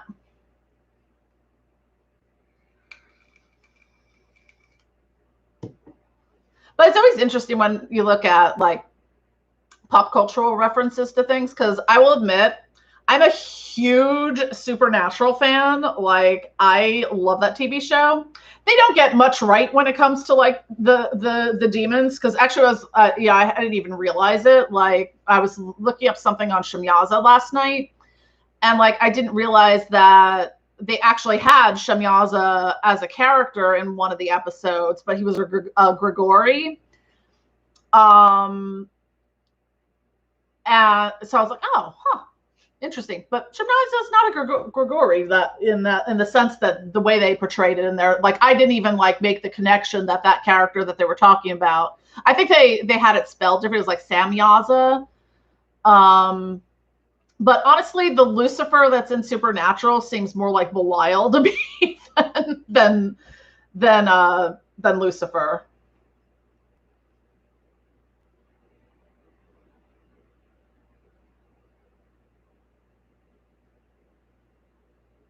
Where are you? Oh, my food is going to be here in 2 minutes. He's coming down my street with my food.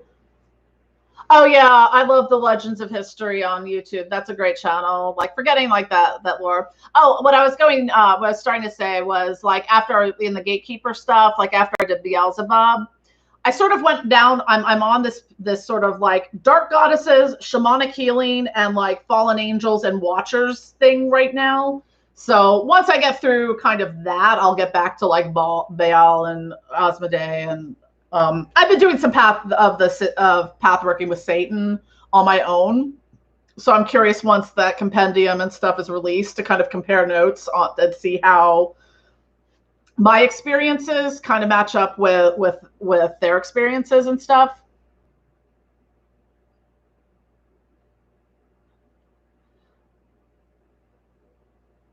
Yeah, just saying is I could see Lucifer being like Lucifer from the Lucifer TV show. Although I think like sometimes I don't know if you've watched American Horror Story Apocalypse, but the Lucifer in that, he was sexy as fuck. Evil as fuck, but sexy as fuck. So if you look like that, well, I like both of them. They're both hot in different ways. Yeah.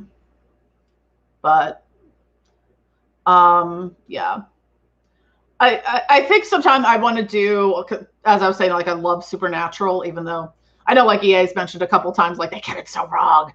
He's like, I just can't get through. It's like, you know, if you work in a hospital and you watch a hospital show, all you're doing is like, well, they did that wrong. And if they did that, they'd be dead, or, you know, that's not real. Oh, I love Crowley. Yeah, Rowena is like my life goals. But yeah.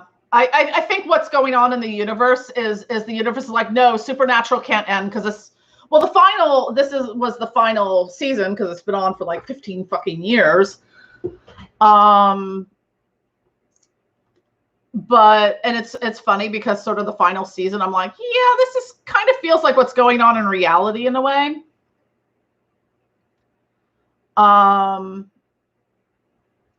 my food's here. Let me go grab my food just because I don't want to sit on my porch. I'll be right back and then I'll probably sign off. Hi, Marie.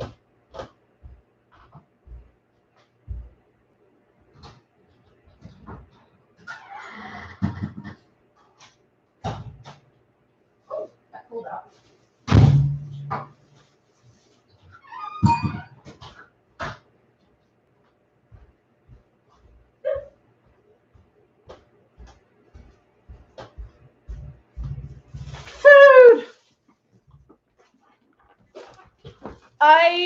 The one thing I've learned through being busy as fuck and B, being stuck at home since fucking March, I hate cooking for myself.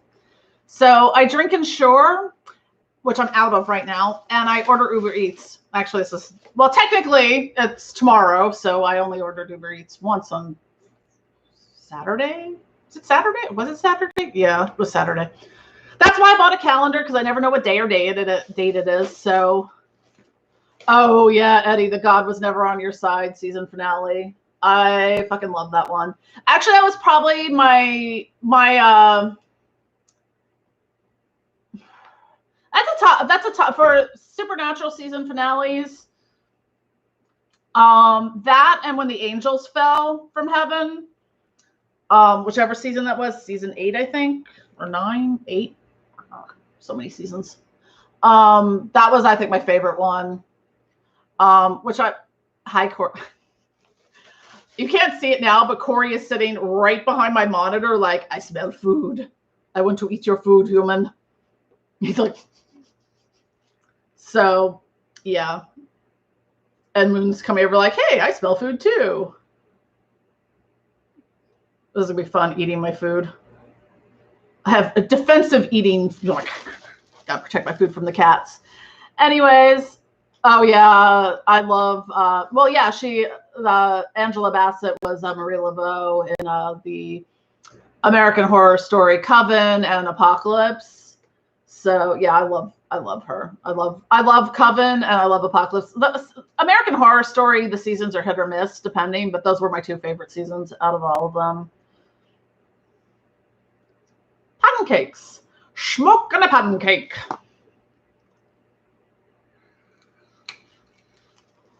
Yeah, Abaddon was gorgeous in Supernatural. She was beautiful. Fiery redhead.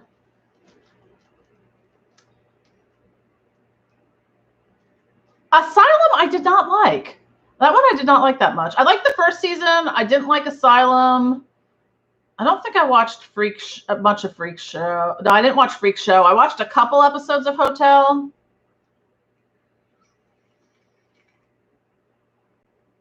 Oh, Corey. He's like, I'm going to sit on my print on your printer and look sad because you have food.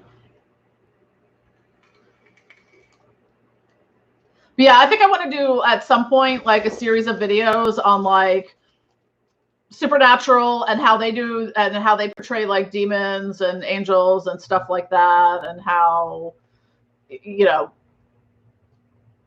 Oh, Corey is now trying to like. He's like, there's a pile of books and your laptop's in the way. Oh, now he's going to climb on my laptop. Oh, here he comes. And I just lost everyone, so I don't know. Hold on. He minimized all my screens. There we go. Anyways, I'm going to go eat my food before Corey crashes my computer by standing his chubby ass on it. Yes, I have food, mister. Yes, I do. Anyways, but thank you all for watching. If you haven't liked and subscribed, please do. And I will see y'all later. Bye. I got to go eat my pancakes. And end with a cat butt. Corey, get off my, come on. Get off my laptop.